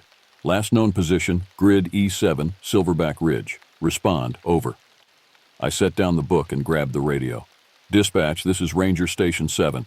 Copy 1057 at Grid E7. Weather conditions deteriorating here. Beginning search preparations. ETA to last known coordinates approximately 2 hours. Over." "Copy that, 7. Be advised, storm system intensifying. National Weather Service indicates potential flash flood conditions in lower elevations. Proceed with caution. Over." "Understood, dispatch. We'll maintain regular comms. 7 out." I sighed, eyeing the rain lashing against my windows. Search and rescue operations were routine, but night searches during storms were dangerous. Still, people needed help, and that's what I signed up for. As I gathered my gear, heavy-duty flashlight, first aid kit, GPS, topographic maps, emergency rations, I couldn't shake the uneasy feeling creeping up my spine. 26 missing hikers in the past decade. Most found alive, a few found dead from exposure or falls, and 3 never found at all. Statistics I knew too well. I pulled on my Gore-Tex rain gear and loaded my pack into the Forest Service Jeep. The radio reported the missing hikers as the Collins family, father, mother, and 10-year-old son, relatively experienced but not equipped for overnight or severe weather. The Forest Service road was already turning to mud as I navigated the hairpin turns, headlights barely penetrating the curtain of rain. Through the trees, occasional lightning illuminated the ancient forest in stark, momentary tableaus. This part of the Blackwater Ridge was old growth, trees standing since before European colonization. The kind of pristine wilderness that made you feel like an intruder. Reaching the trailhead, I geared up for the hike to their last known position. The rain had temporarily subsided, but the wind whistled through the canopy above, carrying strange sounds from deep in the forest. I'd learned to distinguish the normal forest sounds, owls, coyotes, the occasional cougar, from the abnormal. Tonight, something felt off. 3 miles up the muddy trail, my flashlight caught something reflective. An emergency blanket tied to a tree branch, fluttering in the wind. Not part of standard trail markers. Someone had left it deliberately. I approached cautiously, sweeping my light across the surrounding brush. That's when I noticed the footprints, not the tread patterns of hiking boots, but something else entirely. Enormous, deep impressions in the mud, spaced widely apart, leading off the trail into the dense underbrush.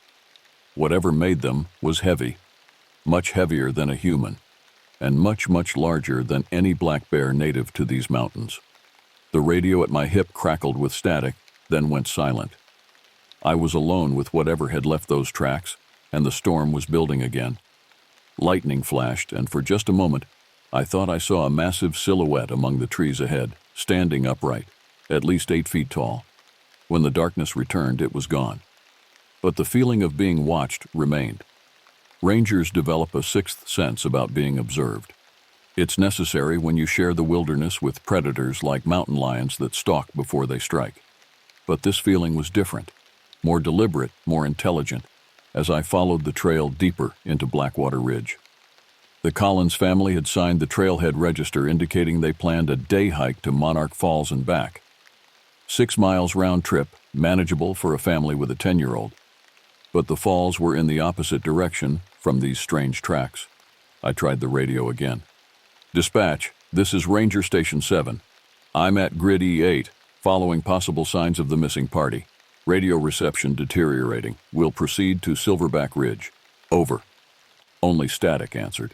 The rain returned, softer now but persistent. I tracked alongside the unusual footprints, noting how they occasionally disappeared where the ground hardened, then reappeared in muddy patches. Whatever made them knew the terrain well enough to follow established game trails that even experienced hikers would miss. 2 hours into the search, I found the first definitive sign of the Collins family, a child's blue backpack hanging from a branch, placed too deliberately to be accidental. Inside, a water bottle, trail mix, and a small notebook with childish drawings. On the last page, scrawled in pencil, "It follows us." The hair on my neck stood up. I photographed everything before carefully repacking the backpack and securing it in my own. Evidence preservation is protocol, even when every instinct screams to run. Another 30 minutes of hiking brought me to a small clearing. The forest canopy thinned enough to allow moonlight to filter through as the clouds temporarily parted. In the center of the clearing stood a crude structure, branches and limbs arranged in a teepee-like formation, too intentional to be natural, too elaborate to be made by casual hikers. I'd seen similar structures documented in reports from rangers in other districts, reports often filed away with notes about overactive imaginations or folklore enthusiasts. We called them stick structures in ranger circles, sometimes joking about Bigfoot condos. Nobody joked when alone in the woods at night. From the other side of the clearing came a sound that still haunts my dreams. A long, low vocalization that started as a deep rumble and climbed to something between a howl and a scream. No known animal in these mountains makes that sound. I extinguished my flashlight immediately, a primal response to avoid detection.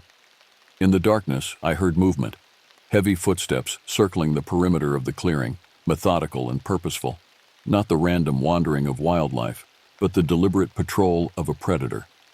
My training kicked in. I slowly unholstered my sidearm, standard issue for backcountry rangers, and crouched behind a fallen log, controlling my breathing despite my racing heart. A branch snapped nearby, followed by what sounded disturbingly like words, not English, not any language I recognized, but patterned vocalizations too structured to be animal sounds. Anthropologists call this phenomenon linguistic phonemes, the building blocks of language. I remained motionless as the footsteps drew closer. Through a gap in the log, I could see the clearing in the moonlight. A shadow moved across it, massive, bipedal, with arms that hung almost to its knees. It paused at the stick structure, adding a large branch to the top with deliberate care. From much closer than I expected came a human voice, a child's terrified whisper. It took Mom and Dad. I nearly jumped out of my skin. Less than 10 feet away, huddled in the hollow of a massive cedar, was a young boy, the Collins kid, Jacob, according to the missing persons report. His face was streaked with dirt and tears, eyes wide with terror. The creature in the clearing froze, then turned slowly toward our position. I put my finger to my lips, signaling the boy to remain silent. Whatever was out there, it had heard something. The radio at my hip suddenly burst to life with a squawk of static and dispatch's voice. "Ranger Station 7, do you copy? Repeat 7, do you copy?" The creature's head snapped in our direction. In the moonlight, I caught a glimpse of a massive silhouette. Broad shoulders, a conical head, fur or hair covering its body. It released that same terrifying howl, now clearly a battle cry, and charged toward our position. I grabbed Jacob, pulled him behind me, and raised my flashlight and weapon simultaneously, the bright beam illuminating the most terrifying sight of my ranger career. The beam caught 2 reflective eyes, set deep in a face that was both ape-like and disturbingly human. For one eternal second, we stared at each other. Me with my standard-issue Glock, it with hands the size of dinner plates, fingers ending in blackened claws. It stood at least 8 feet tall, covered in matted dark fur, with a powerful musculature evident even beneath its shaggy coat. The creature flinched from the light, raising one massive arm to shield its eyes. That momentary disorientation gave me the chance I needed. "Run!" I shouted to Jacob, grabbing his arm and sprinting away from the clearing, deeper into the forest. The creature's roar echoed behind us, followed by the sound of splintering wood as it crashed through the underbrush in pursuit. We had no chance of outrunning it in a straight chase. Our only advantage was my knowledge of the terrain and the creature's size working against it in the dense forest. I zigzagged between tight clusters of trees, pulling Jacob along, his small legs pumping desperately to keep pace. "My parents," he gasped between breaths. "It took them to its nest." "Save your breath," I urged him. "We'll come back for them." The sound of pursuit suddenly stopped. I slowed, pulling Jacob behind a massive fallen cedar. We crouched in silence, listening. Nothing but the gentle patter of rain through leaves. "It hunts by sound," Jacob whispered. "When it gets quiet, that means it's listening." "How do you know that?" I asked, studying his face in the dim moonlight. He seemed oddly composed for a child who had witnessed his parents' abduction. "I read about them. Dad said they weren't real, but I knew better. They've been here longer than us." A chill ran through me that had nothing to do with the rain. I checked my GPS. We were nearly 2 miles from the nearest ranger station, an emergency shelter stocked with supplies and a more powerful radio. It was our best chance. "Jacob, I need you to tell me exactly what happened to your parents." Between gulps of water from my canteen, he explained how their day hike had turned nightmarish when they heard strange knocking sounds echoing through the forest. His father, curious, had ventured off trail to investigate. They found the first stick structure, and soon after, the creature appeared. "It didn't attack right away," Jacob said. "It watched us first. Dad tried to take a picture, and that made it angry. It grabbed Mom first, then Dad when he tried to help her. I ran and hid. It came back looking for me." "Did it harm them?" I asked gently. "I don't think so. It carried them away. They were yelling, but they didn't sound hurt, more scared." I nodded, formulating a plan. "There's a ranger shelter a mile northeast of here. We're going to head there, call for backup, and then find your parents." The radio crackled again. This time, I muted it immediately. We couldn't risk giving away our position. As we moved carefully through the forest, I noticed more stick structures, smaller ones marking what seemed to be a perimeter or territory. Jacob pointed out broken branches and disturbed vegetation that I'd have missed, signs of the creature's passage. "There's more than one," he whispered as we paused to check our bearings. "They have a whole language of wood knocks and whistles. I heard them talking to each other." The rain had stopped completely now, leaving an eerie silence broken only by water dripping from leaves. The temperature was dropping rapidly, typical for October nights in these mountains. We reached a small stream that I recognized. We were close to the emergency shelter. As we crossed, Jacob suddenly froze, pointing to something in the mud of the opposite bank. A line of footprints identical to those I'd found earlier led upstream. Alongside them were 2 sets of drag marks and partial human footprints, as if 2 people had been half carried, half dragged. "Mom and Dad," Jacob whispered. I studied the tracks, noticing they were fresh, made after the rain stopped within the last hour. The drag marks showed no signs of blood or struggle, supporting Jacob's belief that his parents were taken alive. The tracks led upstream, away from the shelter, toward the highest and most remote part of the ridge, an area so rugged that even the Forest Service's topographical maps marked it as largely unexplored. I faced a ranger's most difficult decision: follow protocol and get the child to safety, or follow the fresh tracks while they still offered our best chance of finding his parents alive. Jacob made the decision for me. "We have to follow them now," he said, with a certainty beyond his years. "The others never came back." "Others?" I asked, though I already knew what he meant. "The hikers that went missing before, the ones they never found." I'd read all those case files. 3 hikers in the past decade vanished without a trace despite extensive searches. All in this same region of Blackwater Ridge. "How do you know about those cases?" I asked. Jacob's expression changed, became almost adult in its solemnity. "I found a diary in our rental cabin. It belonged to a ranger. He knew about the creatures, said they've been taking people for generations." A chill ran through me. "What rental cabin?" "The old one near Granite Falls. The owner said a park ranger used to live there before he disappeared. Ranger Robert Masterson, missing since 1999. His cabin had indeed been sold and converted to a vacation rental after the Forest Service declared him officially deceased in 2006. His case file contained pages of increasingly paranoid journal entries about forest watchers and territories violated. At the time, his superiors had attributed his disappearance to mental health issues. Now I wasn't so sure. "Jacob," I said carefully, "did this diary mention where these creatures live?" He nodded. "The high caves above Thunder Basin, that's where they take people." I checked my GPS.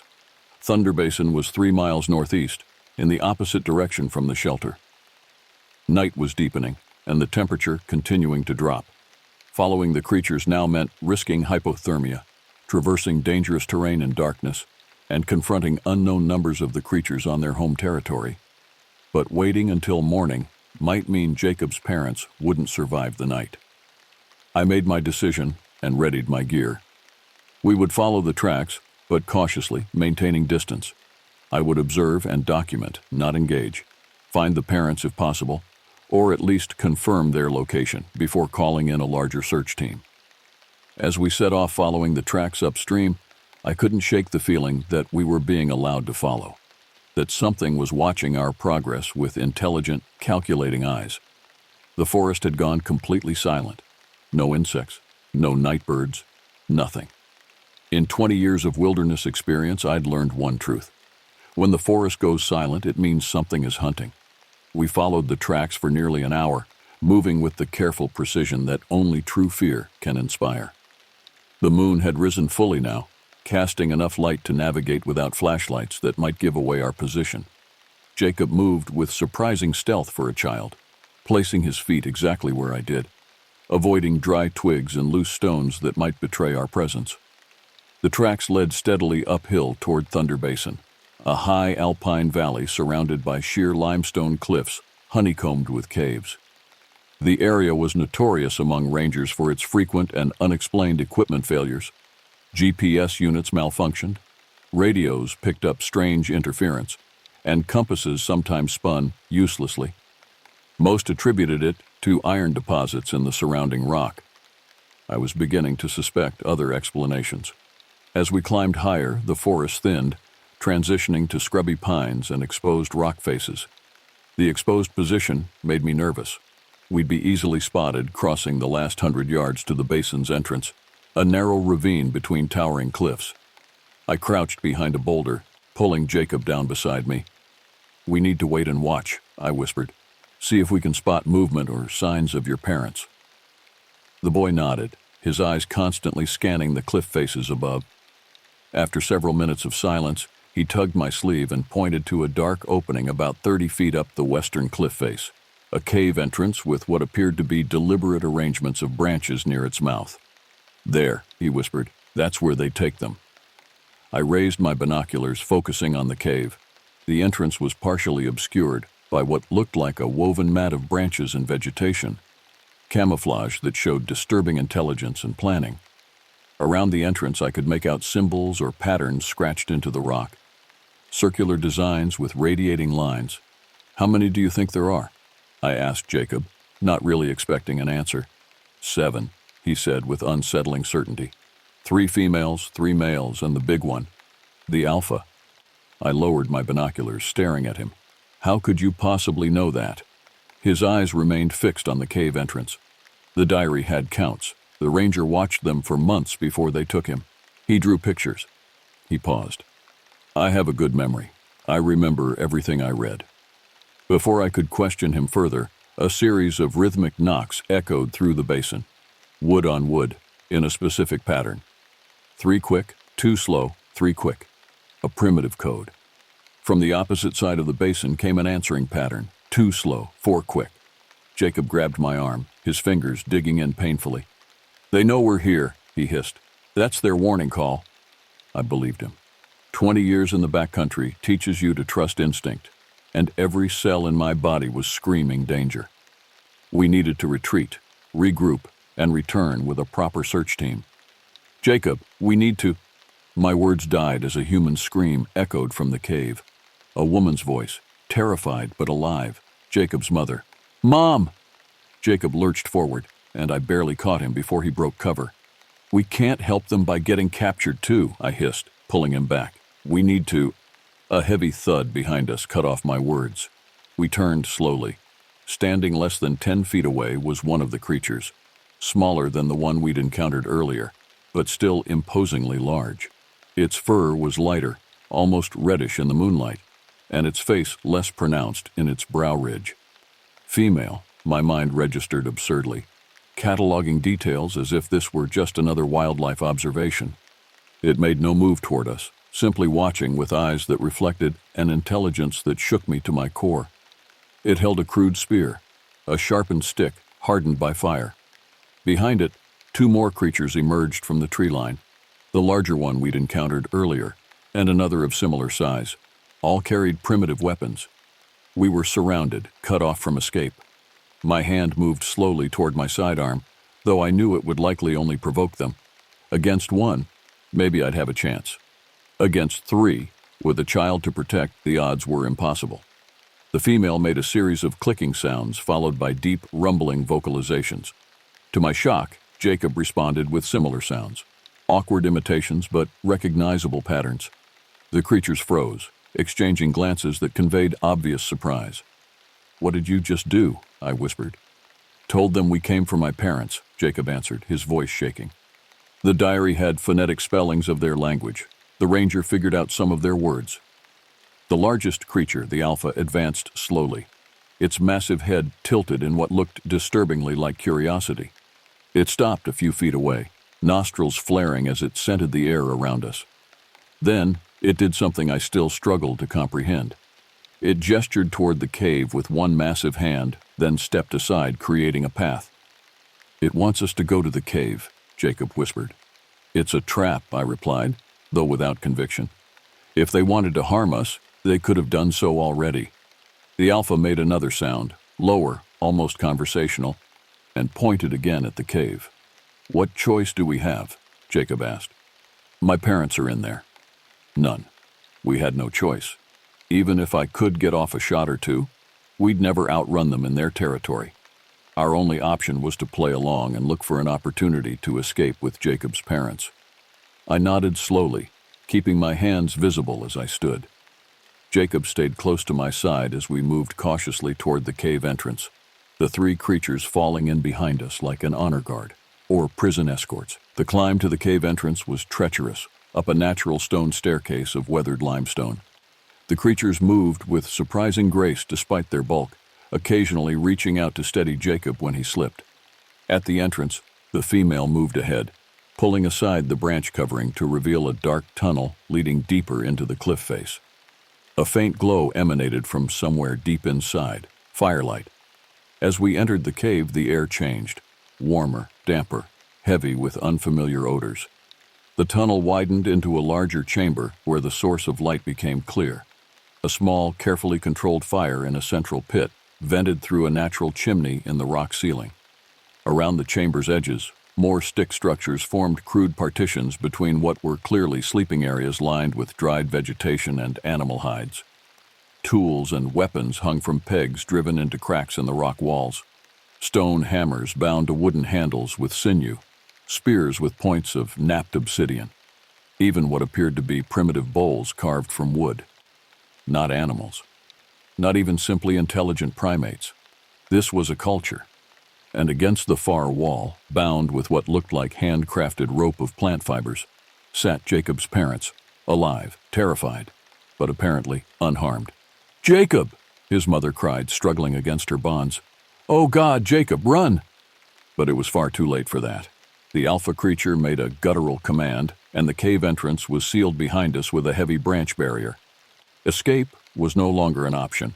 We were now at the complete mercy of creatures that science insisted didn't exist. The Collins family reunion was brief and tense. The creatures allowed Jacob to embrace his parents, but maintained a watchful perimeter around us.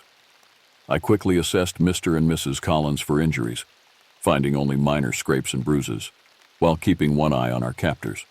"Are you a ranger?" Mr. Collins asked, his voice hoarse. "Is there a rescue team coming?" "Yes to the first, no to the second," I admitted. "No one knows we're here." The alpha creature had settled on a raised portion of the cave floor, watching our interaction with unmistakable interest. The female and the other male positioned themselves near the entrance, occasionally exchanging those strange vocalizations that seemed to constitute language. "What do they want with us?" Mrs. Collins whispered, clutching Jacob protectively. Before I could offer any speculation, Jacob spoke directly to the alpha, producing those same clicking and rumbling sounds he'd made outside. The effort was clearly difficult for him, his human vocal cords struggling with sounds they weren't designed to make. The alpha's reaction was immediate. It leaned forward, eyes widening, then responded with a series of similar sounds. A conversation of sorts. "What are you saying to it?" I asked Jacob. "I asked why they took my parents," he replied, never taking his eyes off the alpha. "He says they needed to know why we were in their territory." Mr. Collins stared at his son in disbelief. "How are you doing that? Where did you learn that?" "The diary," Jacob and I said simultaneously. The alpha rose suddenly, causing us all to flinch backward. It moved to the rear of the cave and returned carrying something wrapped in what appeared to be a cured deerskin. With ceremonial slowness, it unwrapped the bundle to reveal an object that made my blood run cold. A Forest Service badge, and not just any badge, a specific badge I recognized from the case files I'd studied. Ranger Robert Masterson's badge, missing along with him since 1999. The alpha held the badge toward me, then pointed at my own badge pinned to my jacket. A clear connection being made. "It recognizes the authority," I murmured. "It knows what rangers are." Jacob translated this to the alpha, who nodded, an unsettlingly human gesture, and responded with more of those rumbling vocalizations. "He says the one who wore that badge learned their ways," Jacob translated haltingly. "He lived with them for many seasons before he died." My mind reeled at the implications. Masterson hadn't simply disappeared. He'd been taken, just like the Collins family. But instead of being harmed, he had somehow communicated with these creatures, learned from them, perhaps even lived among them for years, while the Forest Service listed him as missing, presumed dead. The alpha made a sweeping gesture around the cave, then pointed to the fire, the tools, the sleeping areas. "He's showing us their home," Jacob said. "He says we're the first to see it in many seasons." Mrs. Collins found her voice. "Ask them why they took us specifically. Why our family?" Jacob relayed the question. The alpha's response was lengthy, accompanied by gestures toward Jacob himself. He says they've been watching people in the forest for generations, Jacob translated slowly. Most humans are just passing through, but some... He paused, struggling for words. Some have the old blood, can hear them, can learn. The Alpha pointed directly at Jacob. Like me, the boy finished quietly. Mr. Collins pulled his son closer protectively. What does that mean? What do they want with him? The Alpha seemed to sense the tension and retreated a few steps, making a gesture that even I recognized as meant to be calming. It spoke again, this time directly to me, pointing at my ranger badge, then to itself, then making a sweeping motion that encompassed the entire mountain range visible from the cave entrance. The meaning was clear even without translation. We both protect this territory. Jacob confirmed my interpretation. He says they are the guardians of the old forests. They've watched these mountains since before humans came. They only take action when their territory is threatened. Threatened how? I asked. More vocalizations, more translation from Jacob. The roads, the machines that cut trees, the humans who start fires. They've been forced higher into the mountains, into smaller territories. Conservation, territory protection. These weren't just intelligent creatures. They were the original forest rangers in a sense, protectors of a wilderness that humans were steadily encroaching upon. And Ranger Masterson, the one whose badge they have? I asked. The Alpha's response was solemn, accompanied by a gesture that mimicked writing. He recorded their history, Jacob translated, taught some of them human words. When he died, they kept his badge as a sacred object, a connection. A cold realization dawned on me. The diary you found. That wasn't just any diary, was it? It was Masterson's field journal. Jacob nodded. The rental cabin. It was his original outpost. When I found the diary, I started reading it at night. It had all the information about them, the territories, the language, everything. And that's how they found you, I concluded. You were speaking their language, maybe even out loud while practicing. They heard you. The Alpha confirmed this with a nod and more speech. He says they followed us on the hike because they heard me practicing the words near the cabin, Jacob translated. They needed to know how a young one knew their speech. Mrs. Collins looked horrified. Jacob, why didn't you tell us about this diary? You wouldn't have believed me, he said simply. Dad always says Bigfoot isn't real. Mr. Collins had no response to that. The Alpha suddenly tensed, head tilting as if listening. The other creatures mimicked the posture. Something had alerted them.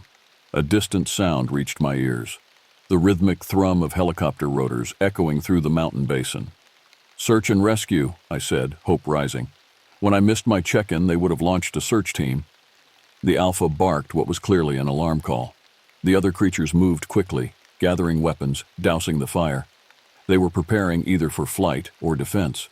Jacob called out to the Alpha in its language, his young voice struggling with the complex sounds. The creature paused, listening. I told him these are my people coming to help, Jacob explained, that they won't harm their territory if we're released. The Alpha seemed to consider this, looking from Jacob to me, then to my ranger badge. A decision was being made. Finally, it approached me directly, towering over my 6-foot frame by at least 2 feet. It extended one massive hand, palm up, in a clear request. I hesitated, then understood. Slowly, I unpinned my badge and placed it in the creature's palm. The Alpha examined the badge, then handed it back to me with a solemn nod. It made a series of vocalizations to Jacob. He says they'll release us if I promise to keep their secret, Jacob translated. And if you, as a guardian of the forest, swear to protect their territory from those who would destroy it. The helicopter was getting closer. Soon they'd be using thermal imaging to search the basin. I promise, I said, looking directly into the Alpha's deep, intelligent eyes. No logging permits, no development, no roads. I'll make sure this area remains protected wilderness. I meant every word. 20 years as a ranger had taught me the value of unspoiled wilderness. If these creatures had managed to survive alongside humans for centuries without detection, they deserved their territory. The Alpha seemed to accept my pledge. It barked commands to the others, who quickly began removing the barrier from the cave entrance. He says we must go now, Jacob translated. Down the east path. It leads to the ranger station. They'll watch until we're safe." As we prepared to leave, the Alpha approached Jacob one final time, communicating something directly to him. The boy listened, then nodded solemnly. "I promise," he said in English, before attempting the creature's language once more. "What did you promise?" I asked as we were escorted to the cave entrance. Jacob looked up at me, his expression far older than his 10 years. "To be a guardian, like you, like them." The sound of the helicopter grew louder as we emerged from the cave. Down below, searchlights swept the forest floor. Our Sasquatch escorts led us to a hidden trail down the eastern slope, a path no human eyes had mapped. At the edge of the tree line, the Alpha made one final communication to Jacob. "He says their kind is dying," the boy translated quietly. "There are fewer each generation. Soon, humans like me, those who can hear them, may be all that's left to remember they existed." With that, the creatures melted into the darkness between the trees, vanishing so completely it seemed they had never been there at all. I fired a flare into the night sky, signaling the search helicopter. Within minutes, we were surrounded by rescue personnel, wrapped in thermal blankets, being checked for injuries amid a barrage of questions about our ordeal. The official report would cite exposure, disorientation, and the Collins family taking shelter in a natural cave formation. Nothing about 8-foot bipedal primates with their own language and culture. Nothing about Ranger Masterson living among them for years. Some truths aren't meant for official records. As the helicopter lifted us away from Thunder Basin, I looked back at the dark wilderness below. For just a moment, I thought I saw 3 large figures standing at the tree line watching our departure. Guardians of a secret older than human memory. 6 months have passed since that night in Thunder Basin. Winter came and went, burying the high country under 20 feet of snow, isolating the remote corners of Blackwater Ridge from human intrusion. Now, with spring bringing the first hikers of the season, I find myself more protective of the wilderness than ever before. I requested permanent assignment to Ranger Station 7, surprising my supervisors who knew most rangers considered it a hardship post. The isolation no longer bothers me. In fact, I prefer it. The distance from civilization, from prying eyes, gives me space to fulfill my promise. The Collins family returned to Seattle after their ordeal. Official reports classified their experience as a typical case of hikers becoming disoriented after venturing off established trails. Search and rescue teams found no evidence of unusual tracks or structures. The heavy rain had washed away most signs, and what remained was dismissed as wildlife activity or natural formations. Jacob and I maintained correspondence through letters. No digital trail. His parents sought therapy for him, concerned about what they called his fantasy about forest creatures. But Jacob remains steadfast in his account, at least with me. He's begun studying anthropology and linguistics, despite his young age. Some callings begin early. The diary, Masterson's journal, was never found. Jacob claims it disappeared from their rental cabin the night after their rescue. I suspect our forest guardians reclaimed it, removing evidence of their existence. I've made subtle changes to the Forest Service management plans for the Thunder Basin region. Proposed hiking trails have been rerouted. Timber surveys now list the area as critical habitat for endangered species. Technically true, if not in the way my superiors imagine. Conservation easements have been expanded, creating a buffer zone around the creature's territory. On my patrols, I occasionally leave offerings at the edge of their domain. First aid supplies, preserved foods, metal tools that might be useful. They're always gone when I return, replaced sometimes with crafted items, intricately woven baskets or stone tools of remarkable workmanship. A silent exchange between guardians. Late one evening, as I sat on my cabin porch watching the sunset paint the distant ridgelines, I heard it. 3 quick knocks, 2 slow, 3 quick, coming from the forest edge. Their warning call, but this time, it felt like a greeting. I responded with the pattern Jacob had taught me. 2 slow, 4 quick, acknowledgement and respect. From the shadows between ancient trees, a large figure emerged briefly into the fading light. The Alpha, recognizable by its massive frame and distinctive bearing. It raised one hand in a gesture unmistakably meant as greeting, then melted back into the forest that had concealed its kind for centuries. That night I added a new entry to my own ranger log, written in a code of my own devising. The traditional knowledge of indigenous peoples speaks of wild ones dwelling in remote forests. Science dismisses these accounts as folklore or misidentification of known wildlife. Both perspectives contain partial truths. There exists in the most remote corners of our wilderness a guardian species, intelligent, cultured, and far more aware of humanity than we are of them. They do not need our protection so much as we need theirs. In their continued existence lies hope that not all mysteries have been explained, not all wilderness tamed. I have seen them. I have been seen by them. And in that mutual recognition lies a responsibility older than the Forest Service, older than the nation that employs me.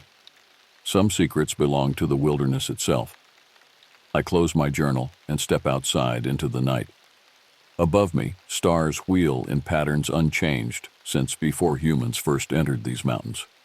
Below in the valley, the lights of distant towns encroach ever closer to the wild places. Between those two realms, the eternal and the ephemeral, exist boundaries that must be maintained, territories that must be respected. That's what rangers do, whether they walk on two legs or four, whether they speak with human tongues or voices made of wood knocks and whistles in the dark. In the distance, I hear their call again, acknowledgement, warning, reminder. I am not alone in my vigil. I never was. The wilderness keeps its own. I never thought I'd find myself stationed at Black Ridge National Forest. After 5 years of working smaller parks closer to civilization, this remote wilderness outpost was both a promotion and a challenge. The ranger station sat perched at the edge of over 400,000 acres of dense forest and rugged mountainous terrain, some of which hadn't been properly surveyed since the 1970s. "You'll get used to the isolation," my supervisor, Ranger Jenkins, said during my orientation. His weathered face crinkled as he smiled. Most do. Some even grow to prefer it. My cabin was rustic but comfortable, a small bedroom, bathroom, and combined kitchen/living area. The walls were adorned with topographical maps and safety protocols, standard issue. Through the windows, endless pines stretched toward distant peaks. Beautiful, but somehow unsettling in their vastness. My first week passed uneventfully. I patrolled designated trails, checked permits, and warned tourists about proper food storage to avoid bear encounters. Standard ranger duties, though the lack of cell service and the crushing silence at night took some adjustment. It was during my second week when I began noticing strange things. First, the tracks, unusual impressions in the mud along the Northern Ridge Trail that didn't match any wildlife I'd studied. They were large, approximately 15 inches long, and showed what appeared to be 5 distinct toe marks. Bear tracks, I reasoned, though something about their spacing troubled me. Then came the sounds. Working wilderness areas, you become attuned to forest acoustics. The melodic bird song, scurrying underbrush movements, wind through pine needles. But late one evening, while finishing paperwork, I heard something different. A long, low vocalization that started like a wolf's howl, but descended into something deeper, almost guttural. It lasted nearly 30 seconds. I radioed Jenkins the next morning. "Probably just a timber wolf passing through," he said. "We've had odd reports from hikers for years. Nothing to worry about." But his tone lacked conviction. The following day, a hiker arrived at my station, visibly shaken. His campsite had been disturbed overnight, backpack emptied, food scattered. I assumed it was raccoons or a bear. "No animal did this," he insisted. "Things weren't torn or clawed. Items were methodically removed, examined, then placed aside. And there was whispering." "Whispering?" I asked. "Outside my tent, like someone or something talking in a language I couldn't understand." I filed the report, attributing it to the man's imagination, and documented the incident as a probable bear encounter. But privately, I wondered. Bears don't whisper. Bears don't carefully examine camping equipment. As the weeks passed, more unusual reports trickled in. Hikers claiming they were being followed. Strange structures of sticks assembled in geometric patterns. One family abandoned their camping trip after their child insisted someone tall was watching them from between the trees. I'd been trained to handle lost hikers, wildlife encounters, and environmental violations. Nothing prepared me for the persistent feeling that something was wrong in Black Ridge, something that evaded easy explanation. When I mentioned these incidents to other rangers, they exchanged knowing glances but offered little insight. "Just part of working in the deep wilderness," one veteran ranger told me. "The forest plays tricks on your mind." But I didn't believe it was just tricks of the mind. Not anymore. Something was watching us in these woods, something intelligent. And I was beginning to think the other rangers knew more than they were saying. The first serious incident happened during a routine search and rescue. A solo hiker, mid-50s, experienced but not exceptional, had failed to return from a 3-day trek. His wife called it in, and we organized a search party, myself, 2 other rangers, and a volunteer with a tracking dog. We found his campsite on the 2nd day. The tent stood undisturbed, sleeping bag neatly laid out. His cooking equipment was arranged beside a cold fire pit, but his backpack and hiking boots were missing. The scene lacked the chaotic evidence of an animal attack or a medical emergency. "He wouldn't leave without his tent," said Rivera, the senior ranger. "Not in these mountains." As we expanded our search perimeter, the tracking dog grew increasingly agitated. She'd follow a scent trail for 50 yards, then whimper and refuse to continue. The handler couldn't understand it. She'd never behaved this way before. That night, camped near the missing hiker's site, I woke to the sound of breaking branches. Heavy footfalls circled our perimeter, just beyond the reach of our flashlights. The dog growled continuously, hackles raised, yet refused to leave the fireside. "Probably deer," Rivera muttered unconvincingly. Whatever circled us wasn't deer. Deer don't deliberately snap branches. Deer don't maintain a precise distance from human encampments. Deer don't mimic human coughing sounds, which is exactly what we heard around 3 a.m., a series of human-like coughs from different positions around our camp, as if multiple individuals were signaling to each other. We found the missing hiker the next morning, alive but disoriented, 5 miles from his campsite in the opposite direction from his planned route. His clothes were torn, his backpack missing. Most disturbing were the bruises, distinct finger marks wrapped around both arms, too large to be human. "I don't remember," was all he would say, eyes darting nervously to the forest. "I don't want to remember." Rivera documented it as a case of wilderness disorientation, possibly exacerbated by dehydration. I knew better, but kept my observations to myself. That night, reviewing my field notes, I discovered something unsettling. The locations of unusual incidents weren't random. They formed a rough circle around a remote valley not marked on recreational maps. I pulled out the comprehensive ranger survey maps and found the area, Deadfall Valley, marked with minimal topographical detail and a simple notation. "Survey incomplete, access restricted." When I asked Jenkins about it, his response was immediate and firm. "That area's dangerous. Unstable ground, sinkholes. We don't send rangers there, and we reroute any hikers who stray too close." I might have accepted this explanation if not for what happened next. While organizing file cabinets, I discovered an old folder labeled Black Ridge Incidents, Classified. Inside were decades of ranger reports describing encounters eerily similar to those I'd been documenting. Strange tracks, campers reporting being watched. Unusual structures, unexplained sounds. Most disturbing were the photographs, grainy images of massive, shadowy figures at forest edges. Each report had been officially attributed to bears, mountain lions, or hiker misconceptions. I began connecting incidents to locations, creating my own map. A pattern emerged. Activity intensified during specific lunar phases and was consistently concentrated around Deadfall Valley. Why would the Park Service systematically misclassify these incidents unless they were hiding something? The deeper I dug, the more convinced I became that Black Ridge harbored a secret. And the more I uncovered, the more I noticed I was being watched, not just in the forest but by my fellow rangers. I shouldn't have gone alone. Every safety protocol we teach visitors explicitly warns against solo hiking in remote areas. Yet there I was, at dawn, packing my gear for an unauthorized expedition to Deadfall Valley.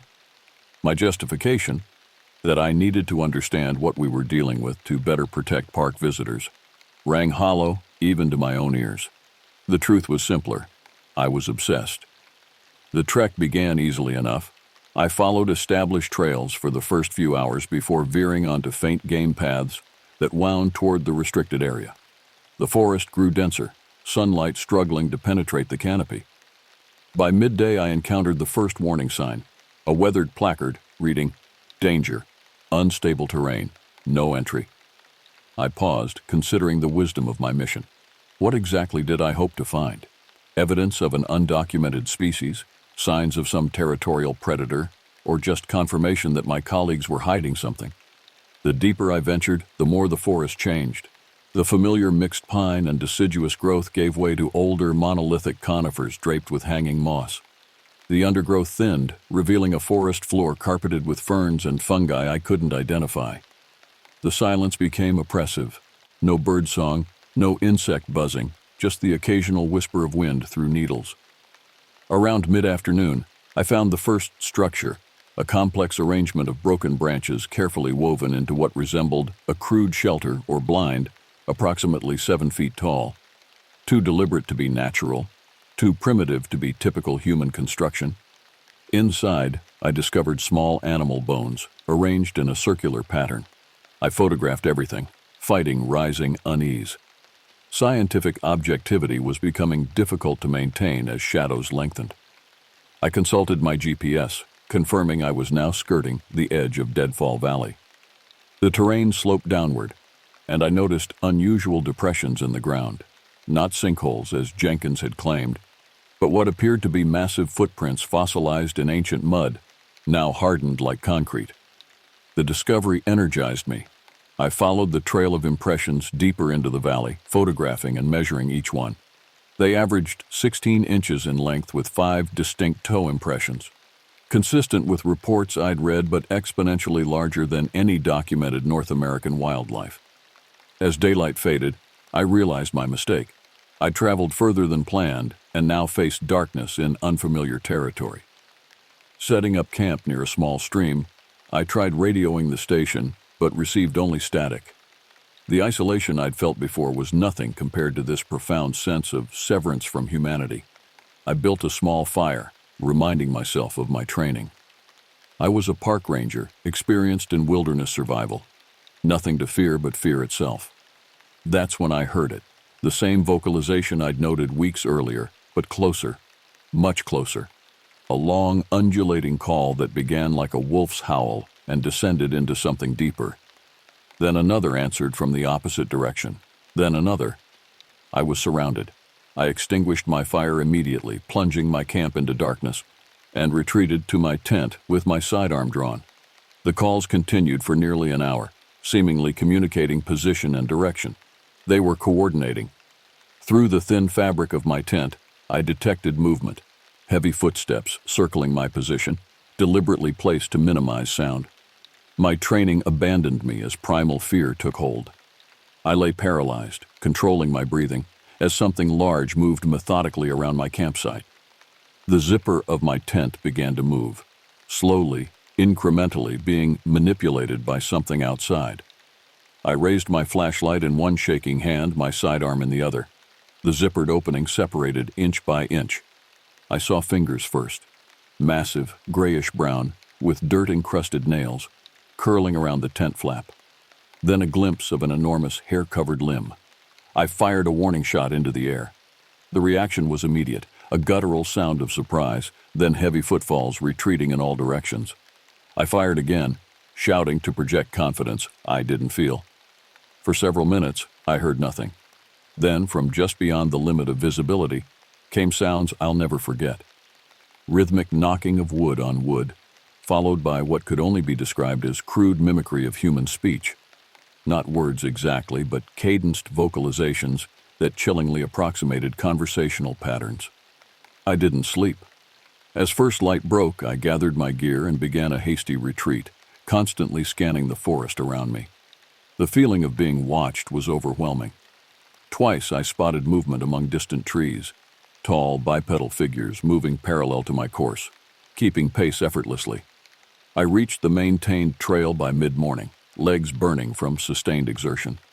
Only when I encountered a group of day hikers did the sense of pursuit finally fade. Back at the ranger station, I found Jenkins waiting. One look at his face told me he knew where I'd been. "We need to talk," he said grimly, "about what you've done." Jenkins led me to his office and closed the door. His typical affable demeanor had vanished, replaced by grim resolution.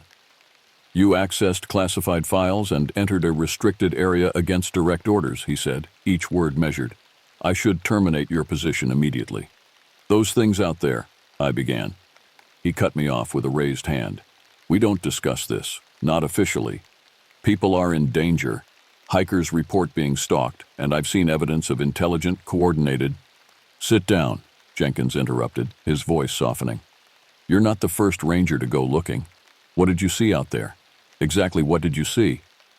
I described everything: the structures, the footprints, the coordinated movements, the attempt to open my tent. With each detail, Jenkins's expression grew more troubled. "How many do you think are out there?" he asked when I finished. "Based on the vocalizations, at least 5 distinct individuals, maybe more."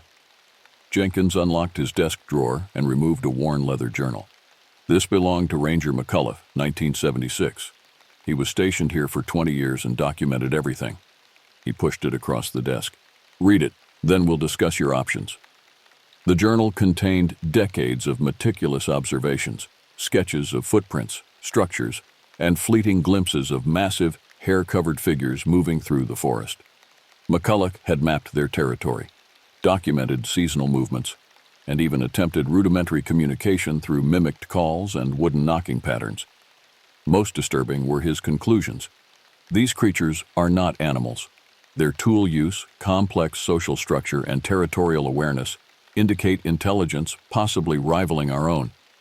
They observe us far more than we observe them. The final pages documented the government's response when McCullough submitted his findings: immediate classification of all evidence, restriction of the valley, and explicit instructions to attribute all related incidents to conventional wildlife or hiker misperceptions. "Why the cover-up?" I asked, closing the journal. Jenkins sighed. "Think about it. Confirming an undocumented bipedal primate species in North America? It would transform Black Ridge overnight. Research teams, media, tourists. Their habitat would be invaded, studied, eventually destroyed. So, we're protecting them? Or protecting ourselves," Jenkins replied cryptically. McCullough noted their population was declining even in the 70s. Only a few family groups remained. They've become more aggressive as human encroachment increases. "The missing hikers over the years?" Jenkins nodded slowly. "Most were genuinely lost or injured. Some weren't. The valley is their territory, has been for thousands of years. They defend it. And we just accept that? People disappear, and we classify it as misadventure. The alternative is worse," Jenkins said. "If their existence became public, it would mean either their extinction or conflict. They're stronger than us, much stronger, and they know these mountains in ways we never will."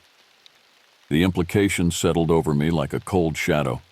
We weren't just covering up an undocumented species, we were preventing an interspecies conflict. "There's a reason we reroute hikers away from the valley," Jenkins continued. "Why we blame incidents on bears. Most rangers go their entire careers without knowing the truth. Why tell me now?"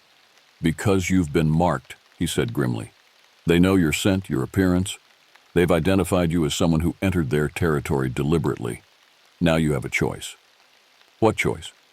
"Transfer to another park. I'll arrange it immediately. Clean slate, conventional ranger duties. Or stay, knowing what's really out there, and help maintain the boundary between their world and ours." I considered it. Transfer meant safety, normalcy, forgetting what I'd seen. Staying meant living with the knowledge that just beyond the maintained trails lurked intelligent beings who saw humans as intruders. "If I stay," I asked, "what exactly would my role be?"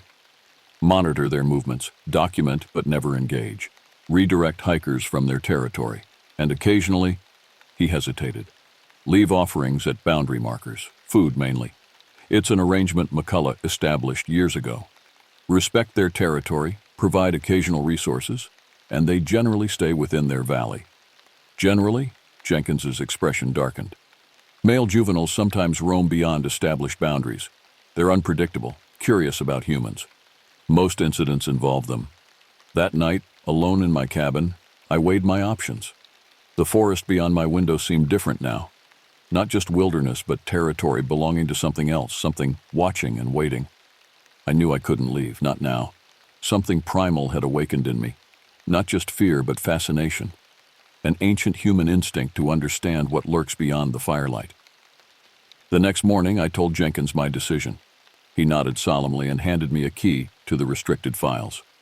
"Welcome to the real job," he said. "God help you." 2 months passed. I immersed myself in the classified archives, learning the complex history of what rangers privately called the arrangement.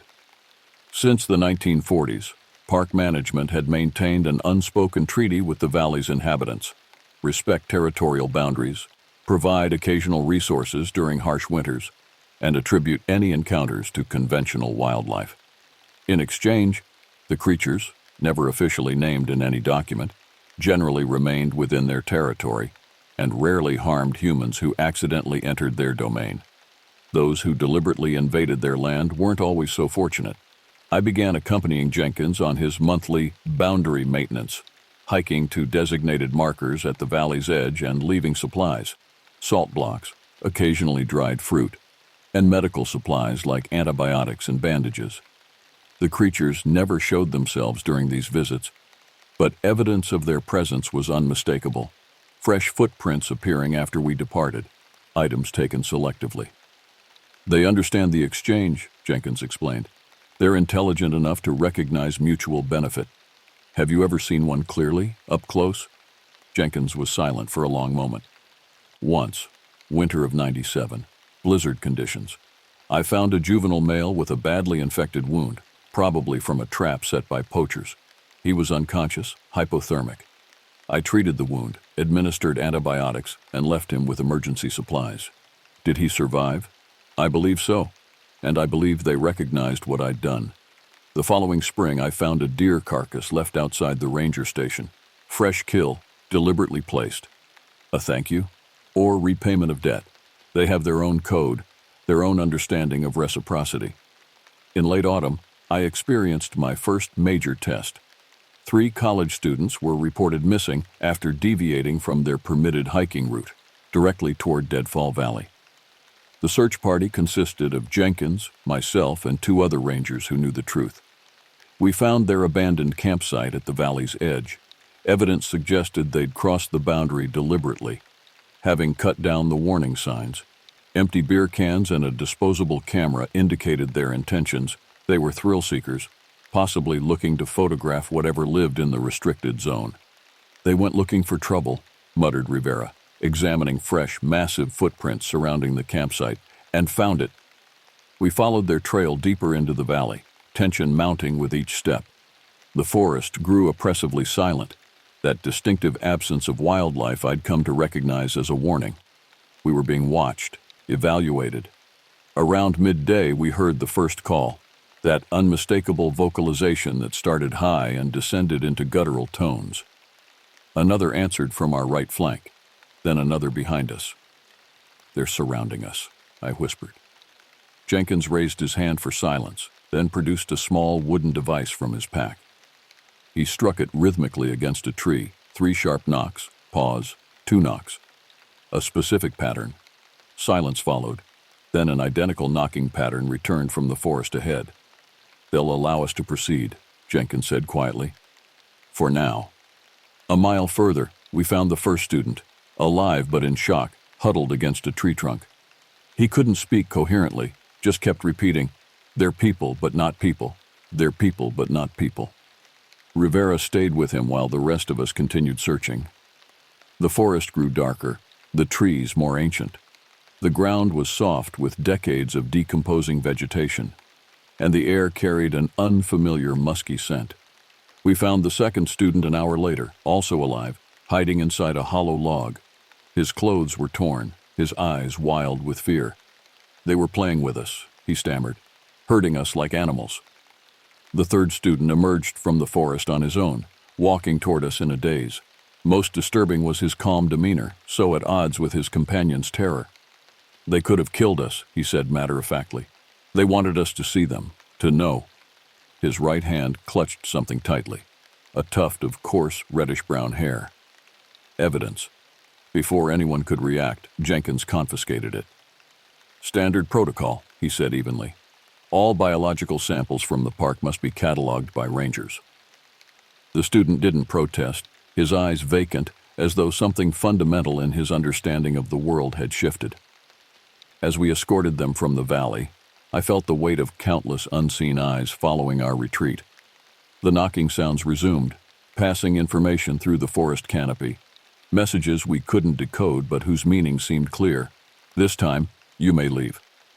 Later, filing the official report, Jenkins documented the incident as a case of hikers becoming disoriented after encountering a bear. The physical evidence, the hair sample, was logged then lost in processing. The students' wild accounts were attributed to panic and possible consumption of hallucinogenic mushrooms. "Will they talk?" I asked. "They might," Jenkins replied. "But who would believe them? At worst, they'll become another cryptid story on the internet. Park Service policy is to never confirm or deny." That night, reviewing the day's events, I struggled with our deception. Were we protecting the creatures or ourselves? Was maintaining this secret worth the cost to truth, to scientific discovery? Yet I understood the fragile balance we preserved. These beings, whatever they were, had inhabited these mountains for centuries before our national park designation. They weren't cryptids or monsters, but intelligent native beings defending their diminishing territory against human encroachment. As I finally drifted toward sleep, a rhythmic knocking came from the forest edge near my cabin. 3 sharp knocks, pause, 2 knocks. The same pattern Jenkins had used. They were learning, communicating, perhaps even attempting connection.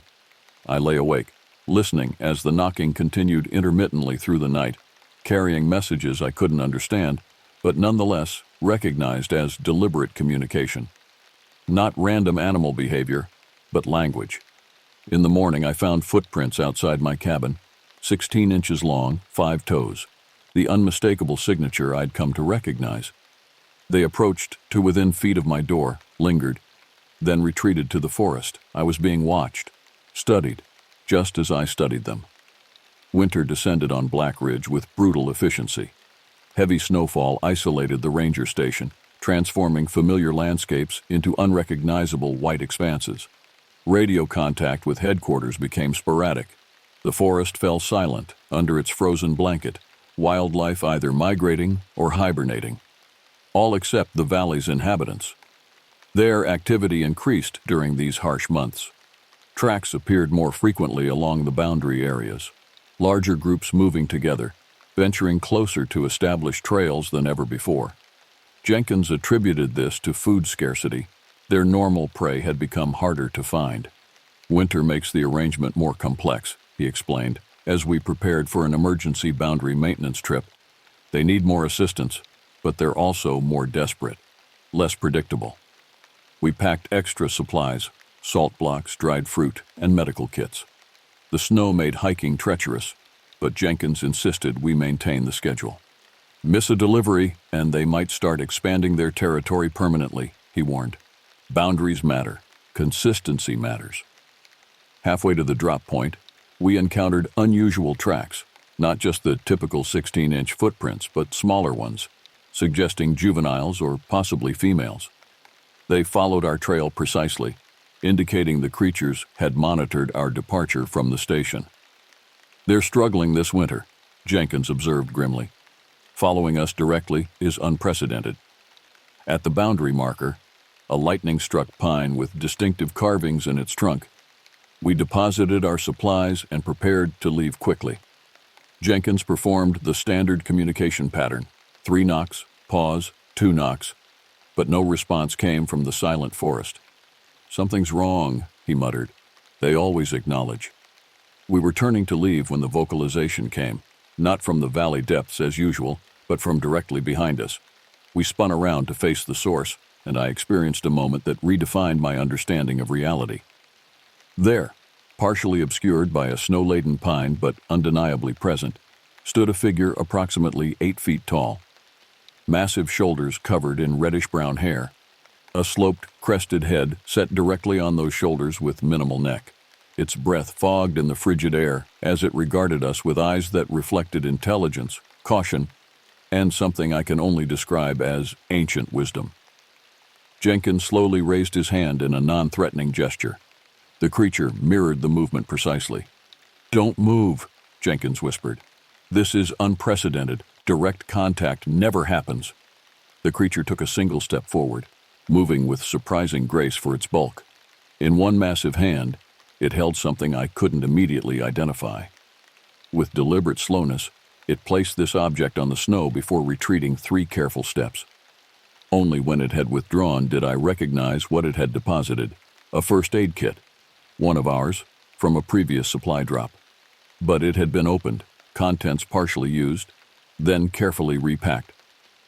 "They're returning what they finished with," Jenkins said, awe evident in his voice, showing they understand the exchange. The creature watched as Jenkins cautiously retrieved the kit, then made a sound, a series of low vocalizations unlike anything I'd heard before. Not aggressive, but communicative. Jenkins responded with his knocking pattern, and the creature immediately repeated it by slapping its open palm against its thigh. 3 slaps, pause, 2 slaps. For 5 minutes, this rudimentary communication continued. Patterns of sound exchanged between species. No common language, yet unmistakably a dialogue of sorts. Finally, the creature turned toward the valley. Before disappearing into the forest depth, it paused, looking back at me specifically. Our eyes met across the evolutionary divide, a moment of mutual recognition that transcended scientific categorization. Then it was gone, leaving only massive footprints and profound questions. "What just happened?" I asked, my voice barely audible. "Evolution," Jenkins replied. "Adaptation. They're changing their approach as their situation becomes more precarious. Human encroachment has pushed them to the brink. They're intelligent enough to recognize cooperation might ensure survival."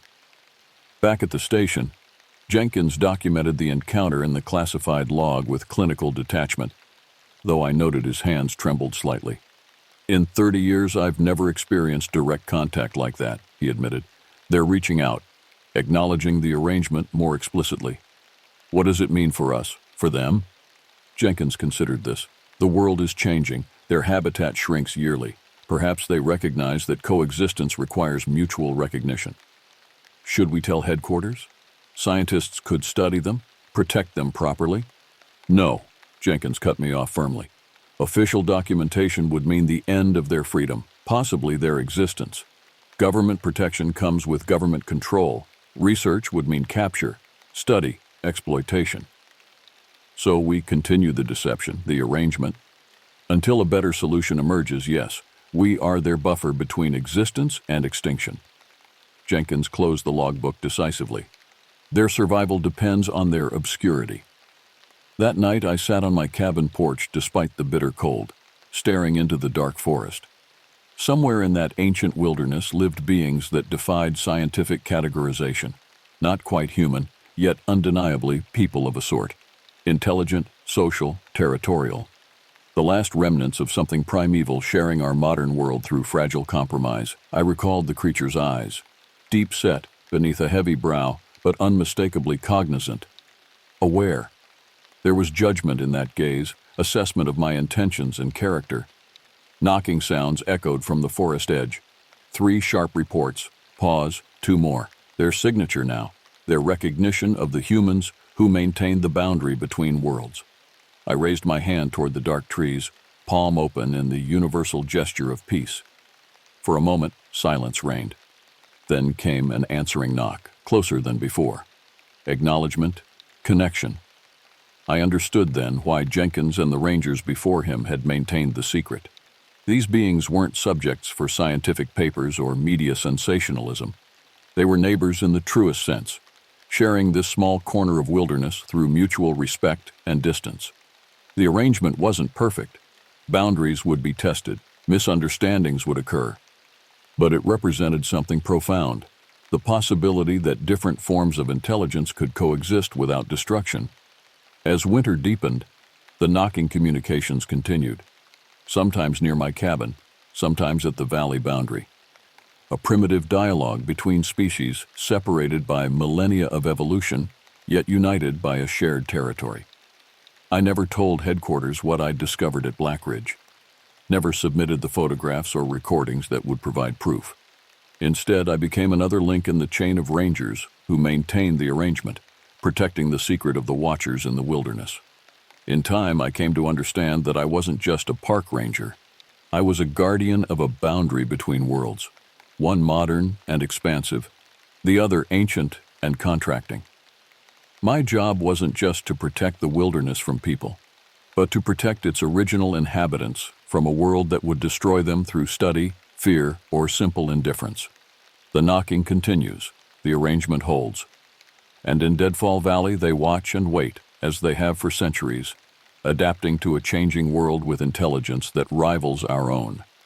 Some boundaries aren't meant to be crossed. Some secrets serve a greater purpose than truth. And some arrangements, however imperfect, represent the best hope for coexistence in a world with increasingly little room for the unknown.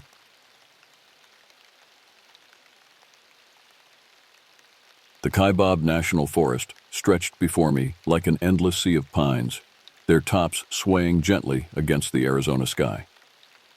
September 2024 marked my third solo expedition into these remote woodlands, nearly 40 miles from the nearest outpost of civilization.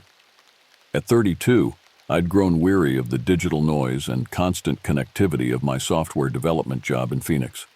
These solo expeditions had become necessary escapes, chances to reconnect with something more primal. "You heading up north again?" my colleague Michael had asked when I requested time off. "Better you than me. Those woods get weird in the fall." I'd laughed it off. Michael was born and raised in Phoenix. Anything beyond streetlights made him uneasy. But his parting words lingered as I parked my Subaru at the trailhead. My grandfather grew up near the Navajo Nation. Said there are things in those woods that hunt differently than animals. The trail was unmarked, exactly as I preferred it. 6 days of solitude ahead. My backpack contained everything needed for survival: ultralight tent, dehydrated meals, water filtration system, first aid supplies, and my grandfather's hunting knife. The weight felt reassuring against my shoulders as I took my first steps into the wilderness. 3 hours of hiking brought me to my intended campsite, a small clearing near a creek that I'd marked on previous expeditions. The September air carried autumn's first chill. Perfect hiking weather. As I set up camp, the forest hummed with familiar sounds. Wind through pine needles, distant bird calls, the occasional rustle of small creatures. I collected firewood before sunset, piling branches near my tent. By nightfall, flames danced cheerfully, and I heated water for a meal of rehydrated beef stew. Stars emerged overhead, impossibly bright against the darkening sky. That first night passed uneventfully. I recorded the day's observations in my journal before zipping myself into my sleeping bag. The fire reduced to embers outside cast faint orange light against the tent walls. I woke at dawn to birdsong. After breakfast, I packed a day bag with essentials: water, protein bars, map, compass, knife, and first aid. Today's agenda included exploring the ridge 2 miles east, where I'd spotted interesting rock formations on my last trip. The trail grew increasingly sparse as I ascended. By noon, I'd reached the ridge and paused to appreciate the panoramic view of endless forest. That's when I noticed it: a peculiar silence. The birds had stopped singing. Wind moved through the trees, but no wildlife sounds accompanied it. I scanned the tree line below. Nothing unusual caught my eye, but a prickling sensation spread across my neck. The feeling of being observed. "Hello?" I called, feeling foolish immediately. No one else would be this far from marked trails. The silence held for another minute before the forest sounds gradually returned. I dismissed the moment as a passing hawk or other predator silencing the smaller creatures. Yet as I ate my lunch on that exposed ridge, the sensation of being watched returned intermittently. By late afternoon, I'd mapped the ridgeline and was heading back to camp when I discovered the first anomaly. My boot prints from earlier were interspersed with another set of tracks. Human-sized but oddly shaped, longer in the toe, with unusual depth distribution suggesting an unnatural gait. I followed the tracks for 20 yards before they veered off into dense undergrowth. My rational mind provided explanations. Another hiker, unusual boot design, maybe someone practicing primitive hunting techniques. Back at camp, everything appeared untouched, yet something felt subtly wrong. My firewood pile seemed rearranged. The tent stakes looked minutely adjusted. I chalked it up to paranoia born of isolation and set about preparing dinner. As darkness fell, the forest grew quiet again. Not the natural evening hush, but an absolute stillness that pressed against my ears. I stoked the fire higher than necessary, the flames crackling in defiance of the silence. That night, I woke suddenly at 2:17 a.m. according to my watch. The fire had died to faint coals. Something had pulled me from deep sleep, a sound just beyond recognition. I lay perfectly still, listening. There it was again, a rhythmic sound, almost like breathing, but too deliberate, too aware. It moved slowly around the perimeter of my camp, never approaching, never retreating, just circling. I clutched my knife beneath my sleeping bag, heart thundering in my chest. The breathing continued for 23 minutes by my watch before fading into the night. Sleep didn't return until the first gray light of dawn filtered through the trees. In the morning, I found no footprints, no signs of disturbance. But tied to a branch overlooking my campsite was a small bundle of twigs, bound with what appeared to be strands of coarse, dark hair. The twig bundle swayed slightly in the morning breeze. I approached it cautiously, examining without touching. The hairs binding it together were thick and coarse, not human, possibly horse or elk. The arrangement wasn't random. The twigs formed a rough, geometric pattern I couldn't identify. Against my better judgment, I reached up and unhooked it from the branch. It was surprisingly heavy for its size, as though dense with purpose. I considered the possibilities: other hikers playing pranks, remains of an old indigenous marker, perhaps even wildlife researchers tagging territories. None felt convincing. I photographed it with my phone before slipping it into a Ziploc bag. Evidence of what, I wasn't sure. Part of me considered packing up immediately, but pride prevented retreat. One strange find wasn't reason enough to abandon my planned expedition. I spent that morning fishing at the creek, catching 2 decent-sized trout which I cleaned and cooked for lunch. The day passed without incident, though the sensation of being observed returned intermittently. Each time I would scan my surroundings, finding nothing but shadows and trees. By mid-afternoon, clouds gathered overhead, promising rain. I secured my campsite, stowing loose gear inside the tent and covering my firewood with a tarp. The first drops began falling as I finished, driving me into my tent with my journal and a book about local ecology. The rainfall intensified, drumming against the tent fabric. I dozed, lulled by the rhythmic sound. When I woke, the rain had stopped, but daylight had faded. According to my watch, I'd slept for nearly 3 hours. Emerging from the tent, I noticed immediately that something was wrong. My carefully stacked firewood was scattered, not as though blown by wind, but deliberately dispersed in a rough circle. More disturbing were the prints in the mud around my campsite.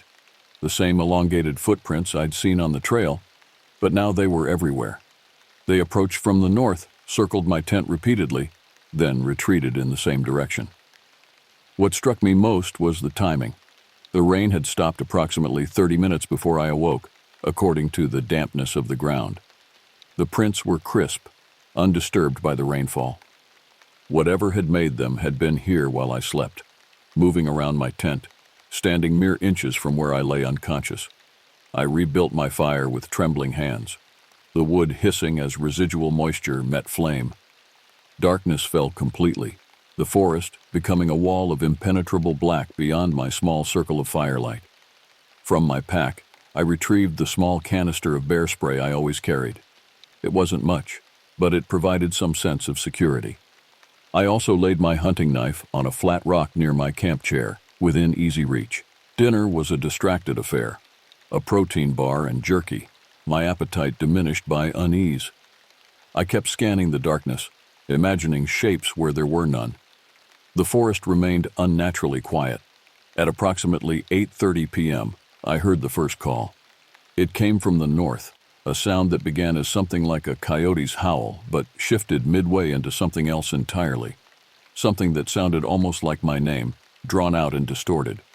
I convinced myself it was just the wind, or my mind playing tricks. Then it came again, closer this time. Undeniably a voice, yet wrong somehow, as though someone was learning to use vocal cords for the first time. "Who's there?" I called, standing and facing the direction of the sound. My voice sounded small against the vastness of the forest. No response came, but the sensation of being watched intensified to an almost physical pressure. I fed the fire higher, the flames temporarily pushing back the darkness. That's when I noticed my backpack. I'd left it leaning against a tree at the edge of my campsite.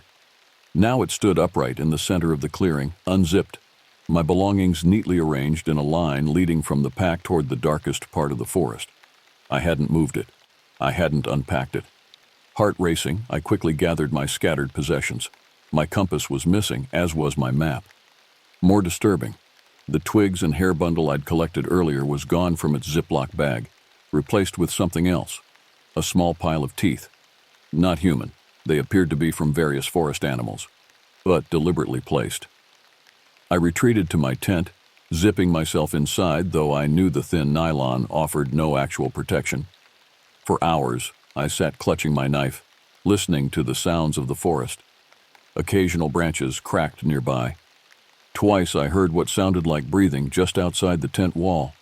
When exhaustion finally overcame fear around 3 a.m., I fell into fitful sleep plagued by dreams of being pursued through endless trees by something I couldn't quite see.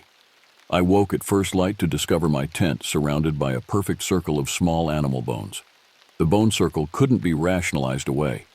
Each bone, vertebrae, ribs, jawbones of small creatures, was placed with deliberate precision, equidistant from its neighbors, forming a complete ring around my tent. No animal behavior explained this. This was messaging. I took photos with shaking hands before carefully stepping over the circle, irrationally fearful of disturbing it. The morning air felt thick with foreboding as I rekindled my fire and boiled water for coffee. Sleep deprivation left me jittery, jumping at every forest sound. My first instinct was to leave immediately, but disorientation and fear made rational planning difficult. My map and compass were gone. While I had GPS on my phone, battery conservation meant I used it sparingly, and the nearest trailhead was at least a day's hike away. As I deliberated, a voice called from the trees. "Hello? Anyone camping here?" I nearly dropped my coffee cup, fumbling for my knife before a figure emerged from the tree line. A man in his 60s with a weathered face and silver hair tucked under a Forest Service hat. The relief at seeing another human was overwhelming. "Morning," he said, approaching cautiously. "Didn't mean to startle you. I'm Ranger Monroe, doing wellness checks after yesterday's storm." His eyes tracked to the bone circle, narrowing slightly. "Did you arrange those?" he asked, voice carefully neutral. When I explained finding them this morning, his expression darkened. He surveyed the campsite, taking in the scattered firewood, my repositioned gear, and finally, the bone circle. "Pack your things," he said quietly. "I'll escort you back to the ranger station." As I dismantled my campsite, Ranger Monroe maintained a vigilant watch on the surrounding forest. His hand rested near the service pistol on his hip. When I described the footprints and strange sounds, he nodded grimly but offered no explanation. We hiked in silence for the first hour, moving at a brisk pace that suggested urgency without panic. Only when we reached a small clearing did he pause, checking his radio before turning to me. "What you're describing has happened before," he said finally. "Not often, but enough that we know the pattern." He sat on a fallen log, gesturing for me to join him. "I've been a ranger here for 22 years. Grew up in these parts. The official line is that these incidents are the work of transients or wildlife. Unofficially," he trailed off, scanning the trees, "the local tribes have stories about these forests, about entities that stalk and mimic. The Navajo call them skinwalkers, humans who've gained the ability to take animal form or something in between. Their explanation for what you experienced. He must have seen the skepticism in my expression. I'm not saying that's what it is, he continued. But in my time here, I've encountered things I can't explain. Tracks that start and stop impossibly. Sounds that shouldn't exist. And yes, arrangements like your bone circle. What do you think it is? I asked. He sighed. I think these woods are ancient, and we understand very little about them. What I know for certain is that when these signs appear, people who stay go missing. He described 3 disappearances in the past decade, solitary hikers who reported strange occurrences similar to mine before vanishing. Searches found only abandoned campsites and, in one case, clothing scattered through the forest. The pattern is always the same, he explained. First comes the sensation of being watched, then tracks, small arrangements of natural items, escalating interference with belongings, then sounds, calls that mimic human voices. By that point, it's hunting. Hunting? The word hung in the air between us. Whatever it is, human, animal, or something else, it displays predatory behavior. It studies its prey, learns patterns, creates psychological distress before moving in. We resumed hiking, my mind racing with implications. The ranger's radio crackled occasionally with routine communications, the normalcy of it strangely comforting against our conversation. Near noon, we paused by a stream to refill water bottles.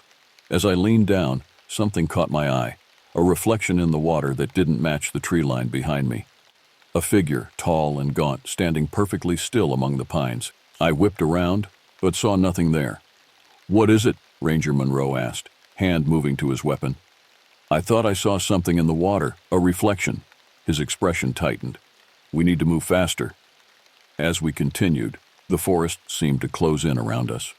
Twice more I glimpsed movement at the periphery of my vision, a shadow keeping pace through the trees. The ranger saw it too. His stride became more urgent, his scanning more frequent. "It doesn't usually follow this far," he muttered, more to himself than to me. Around 3 p.m. we heard it, that same distorted call from last night, but now mimicking 2 voices in disturbing conversation. One sounded remarkably like my own, repeating fragments of things I'd said at my campsite. The other voice approximated the ranger's deeper tones. "Don't respond," Monroe warned. "It learns from interaction." The calls continued, growing closer despite our accelerated pace. The forest darkened prematurely as clouds gathered overhead. Another storm approaching. When we reached a steep ravine, the ranger hesitated. "The trail winds around this, adds 3 miles. We can descend and climb the other side, save time." The ravine looked treacherous. A steep slope leading to a rocky streambed, then an equally challenging climb up the opposite side. But the alternative meant more time in the forest with night approaching. As we carefully picked our way down, loose rocks skittering beneath our boots, I glanced back. There, at the edge of the ravine we'd just left, stood a figure, too distant to make out clearly, but unmistakably watching us. It remained motionless as we hurried across the streambed and began our ascent of the opposite slope. Halfway up, Ranger Monroe slipped, crying out as his ankle twisted beneath him. He recovered quickly, but his face contorted with pain as he tested his weight. "I can make it," he insisted, though his limp was pronounced. When we reached the top and looked back, the figure was gone from the opposite ridge. But new tracks appeared in the soft earth before us. Those same elongated footprints leading in the direction we needed to go. "It's gotten ahead of us," Monroe said quietly. "It knows where we're headed." The ranger station was still 4 miles away. Storm clouds darkened overhead, and somewhere in these woods, something was waiting. The first raindrops hit as we left the ravine behind, quickly intensifying to a steady downpour. Ranger Monroe's limp worsened with each step, though he insisted on maintaining our pace. The gathering darkness combined with rain reduced visibility to mere yards ahead. "There's an emergency shelter 2 miles from here," Monroe shouted over the rainfall. "We'll never make the station before nightfall in this weather." I offered my shoulder for support, and he reluctantly accepted. We moved awkwardly through the increasingly muddy trail, his breath coming in pained gasps whenever his injured ankle took weight. The rain created a constant symphony of sound, water dripping from leaves, splashing into growing puddles, drumming against our rain gear. Within this wall of noise, other sounds became difficult to distinguish. Twice I was certain I heard footsteps pacing us just off the trail, but the dense curtain of rain revealed nothing when I turned to look. Monroe noticed my constant scanning. "It's still with us," he confirmed, no question in his voice. "What does it want?" I asked, immediately feeling foolish. What predator wants anything beyond the satisfaction of a successful hunt? "Territory, maybe," he replied unexpectedly. "Or it's protecting something. The pattern intensifies in certain areas, always in autumn, like it's seasonal." Lightning flashed overhead, briefly illuminating the forest around us. In that instant of harsh white light, I saw it. A figure standing motionless among the trees 30 yards back. The glimpse lasted less than a second, but the image burned into my retinas, unnaturally tall and thin, standing perfectly still despite the raging storm, head tilted at an odd angle. Monroe saw my expression. "Keep moving," he urged. "Don't acknowledge it." The trail narrowed as we entered denser forest, pine branches hanging low across our path. The rain lessened slightly under this natural canopy, but darkness deepened proportionally. Monroe retrieved a flashlight from his belt, the beam cutting weakly through the gloom. "Half a mile to the shelter," he said, checking his GPS. "We can secure it for the night, continue at first light." The promise of shelter propelled us forward despite exhaustion and Monroe's increasingly labored breathing. The rain tapered to a light drizzle as we pushed through the final stretch of trail. The emergency shelter appeared suddenly, a small, sturdy cabin nestled against a rocky outcropping. Solar-powered emergency lights glowed faintly around the entrance. Monroe produced a key ring, fumbling with cold fingers, before finding the right one. "Get inside," he instructed, holding the door. I hesitated, scanning the forest behind us one last time. Nothing visible moved in the gathering darkness, but the sensation of being watched had intensified to an almost physical pressure between my shoulder blades. The cabin interior was Spartan but secure, a single room with 4 bunks, a wood stove, emergency supplies, and crucially, sturdy locks on the door and shuttered windows. Monroe immediately set about securing the entrance while I examined the wood stove. "There's dry wood," I confirmed, opening the metal box beside it. "Get a fire going," he nodded, testing the door locks repeatedly. Temperatures dropping fast. Soon the wood stove cast welcome heat and light across the small space. Monroe lowered himself onto a bunk, finally examining his injured ankle. The swelling was visible even through his boot. "Sprain, not a break," he concluded, carefully removing the boot and wrapping the ankle with an ace bandage from his pack. "I've had worse."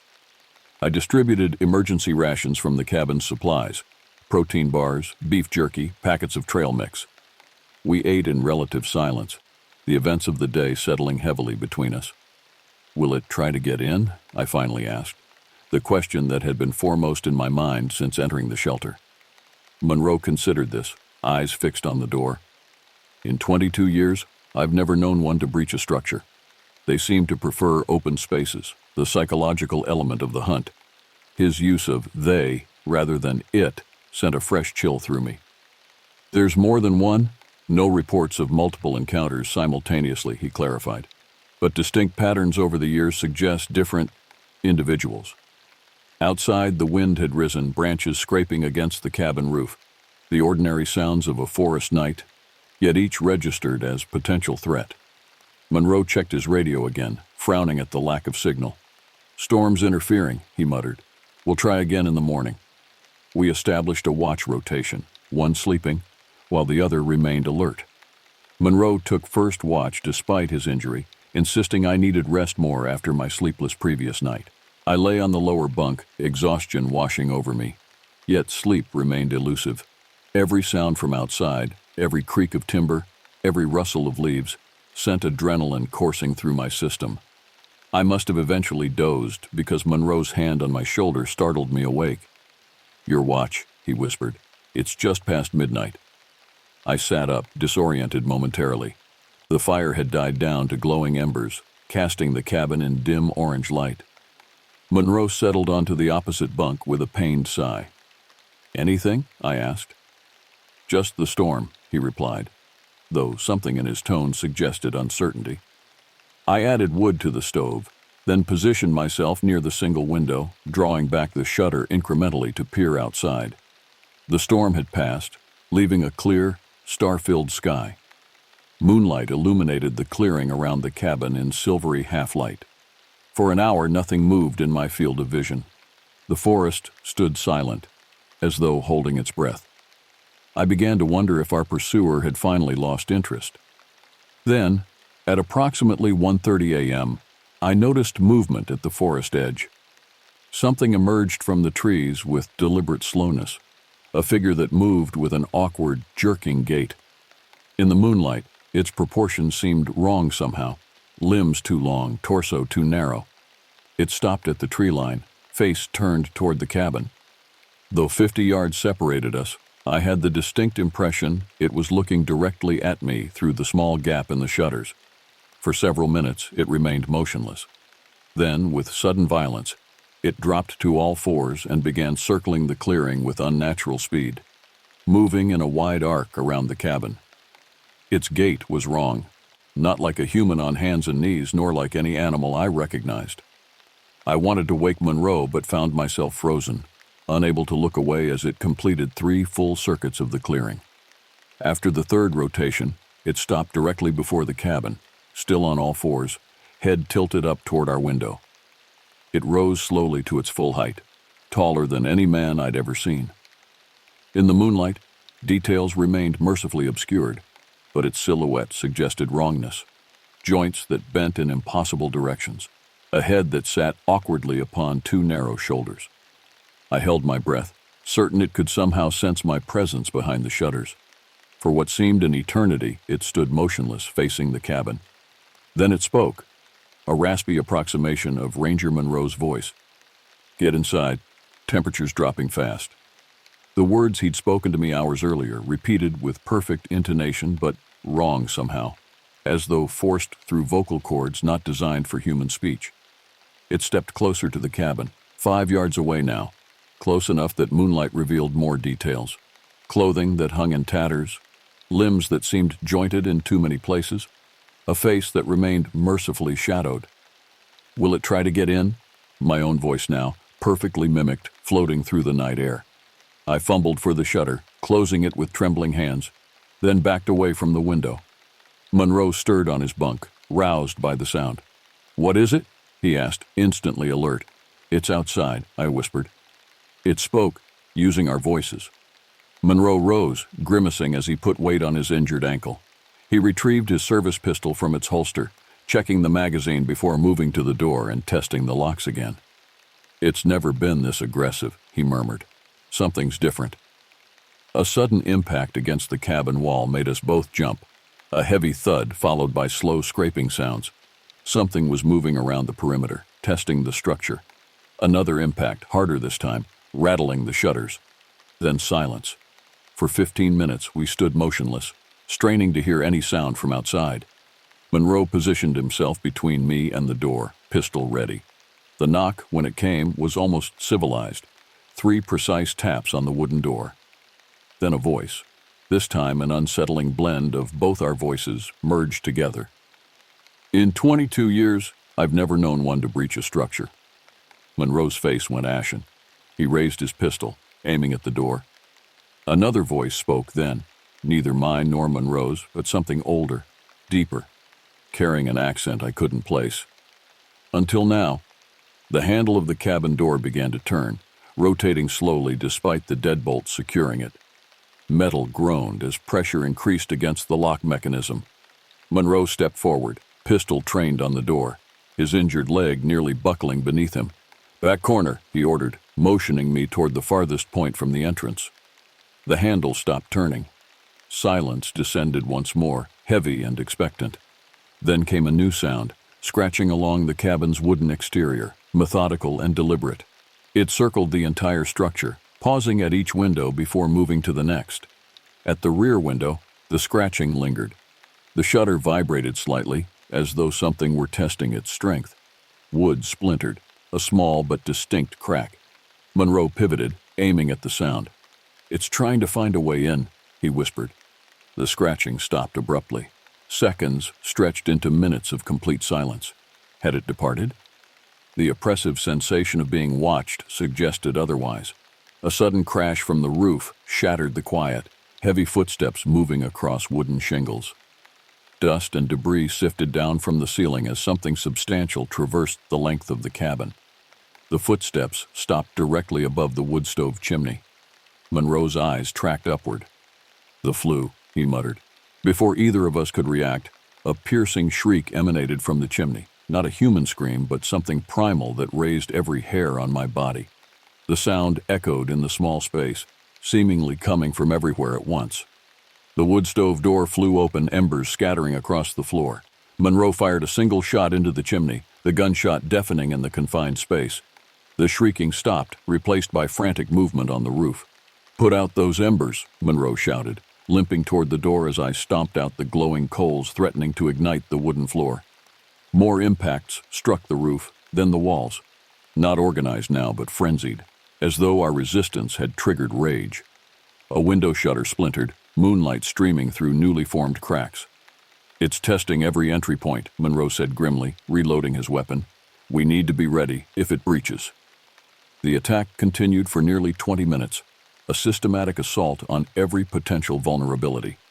Throughout, that same scratching sound continued, like claws or tools working at the wood.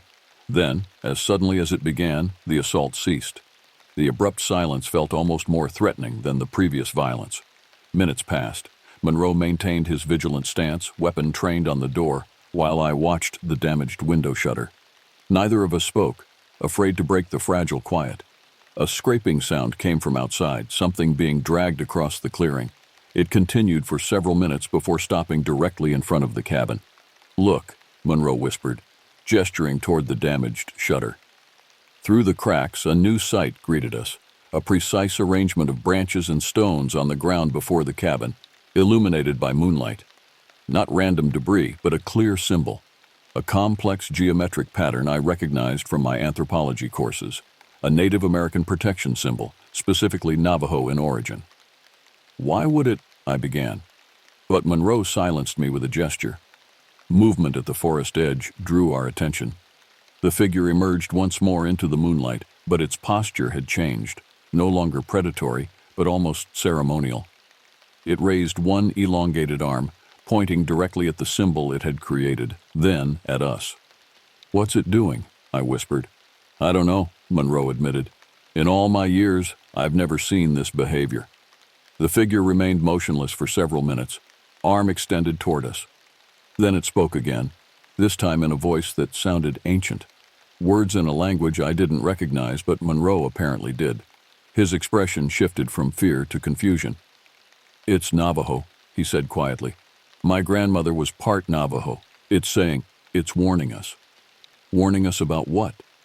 "Not about 4. It's warning us to leave, tomorrow, first light."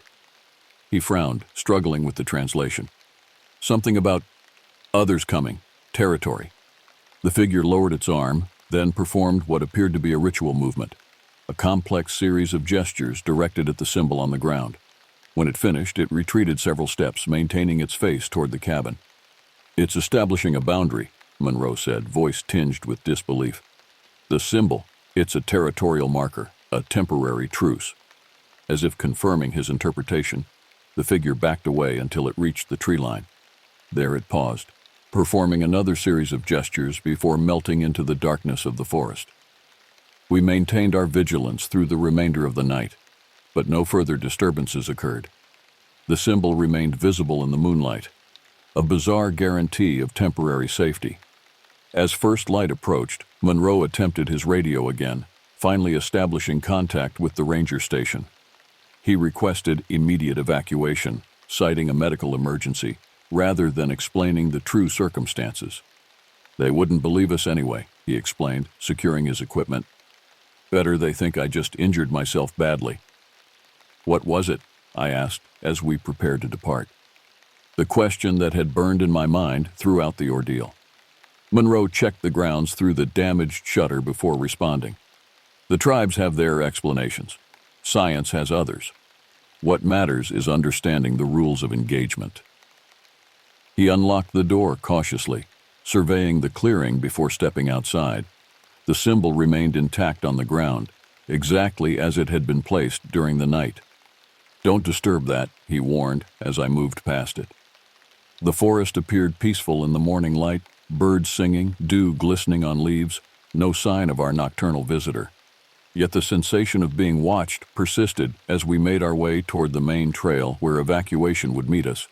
"Will you report what really happened?" I asked as we walked. Monroe's expression hardened. 3 hikers missing in 10 years. Dozens of reports of strange encounters. I've filed every one, included every detail. They sit in filing cabinets, labeled unsubstantiated. He gestured at the forest around us. These lands were sacred to the indigenous people long before they became recreation areas. They understood something we've forgotten. That wilderness isn't just trees and rocks, but a living system with its own imperatives. "You believe it's supernatural?" I pressed. "I believe categorizing it misses the point," he replied. "Natural, supernatural, these are our impositions. What matters is that it exists, it has purpose, and it responds to encroachment." We reached the designated evacuation point 30 minutes ahead of schedule. Monroe lowered himself onto a fallen log, checking his swollen ankle. The forest remained quiet around us. The sensation of being observed now faded to almost nothing. "Will it come after us again?" I asked, scanning the tree line. "We're leaving its territory as instructed," he replied. "The encounter is over, for now." "For now?" Monroe met my gaze directly. "These forests have cycles, patterns. What we experienced intensifies in autumn, then subsides. Traditional knowledge suggests they're protecting breeding grounds or performing seasonal migrations." "They? You think there are more?" "Reports come from across the Southwest. Similar encounters, similar patterns, but distinct signatures. Different territories, different individuals." In the distance, the sound of an approaching vehicle broke the morning quiet. Our evacuation arriving. "One last thing," Monroe said, voice low. "What you experienced, the bone circle, the mimicry, the symbol, these aren't random. They're communication. The forest speaks a language we've forgotten how to hear." As the Forest Service vehicle appeared on the trail ahead, Monroe added, "Some secrets belong to the wilderness. Best to respect their keeping." The rescue team loaded Monroe into the vehicle, his official report citing a badly sprained ankle from the storm. I joined them, casting one final glance at the forest that had almost become my grave. For an instant, I thought I glimpsed movement among the distant trees, a tall figure observing our departure. But when I blinked, there was nothing there but swaying branches in the morning breeze. 3 weeks after returning from the Kaibab, I still wake nightly at 2:17 a.m., the precise time I first heard the breathing around my tent. My apartment in Phoenix feels simultaneously too confined and too exposed.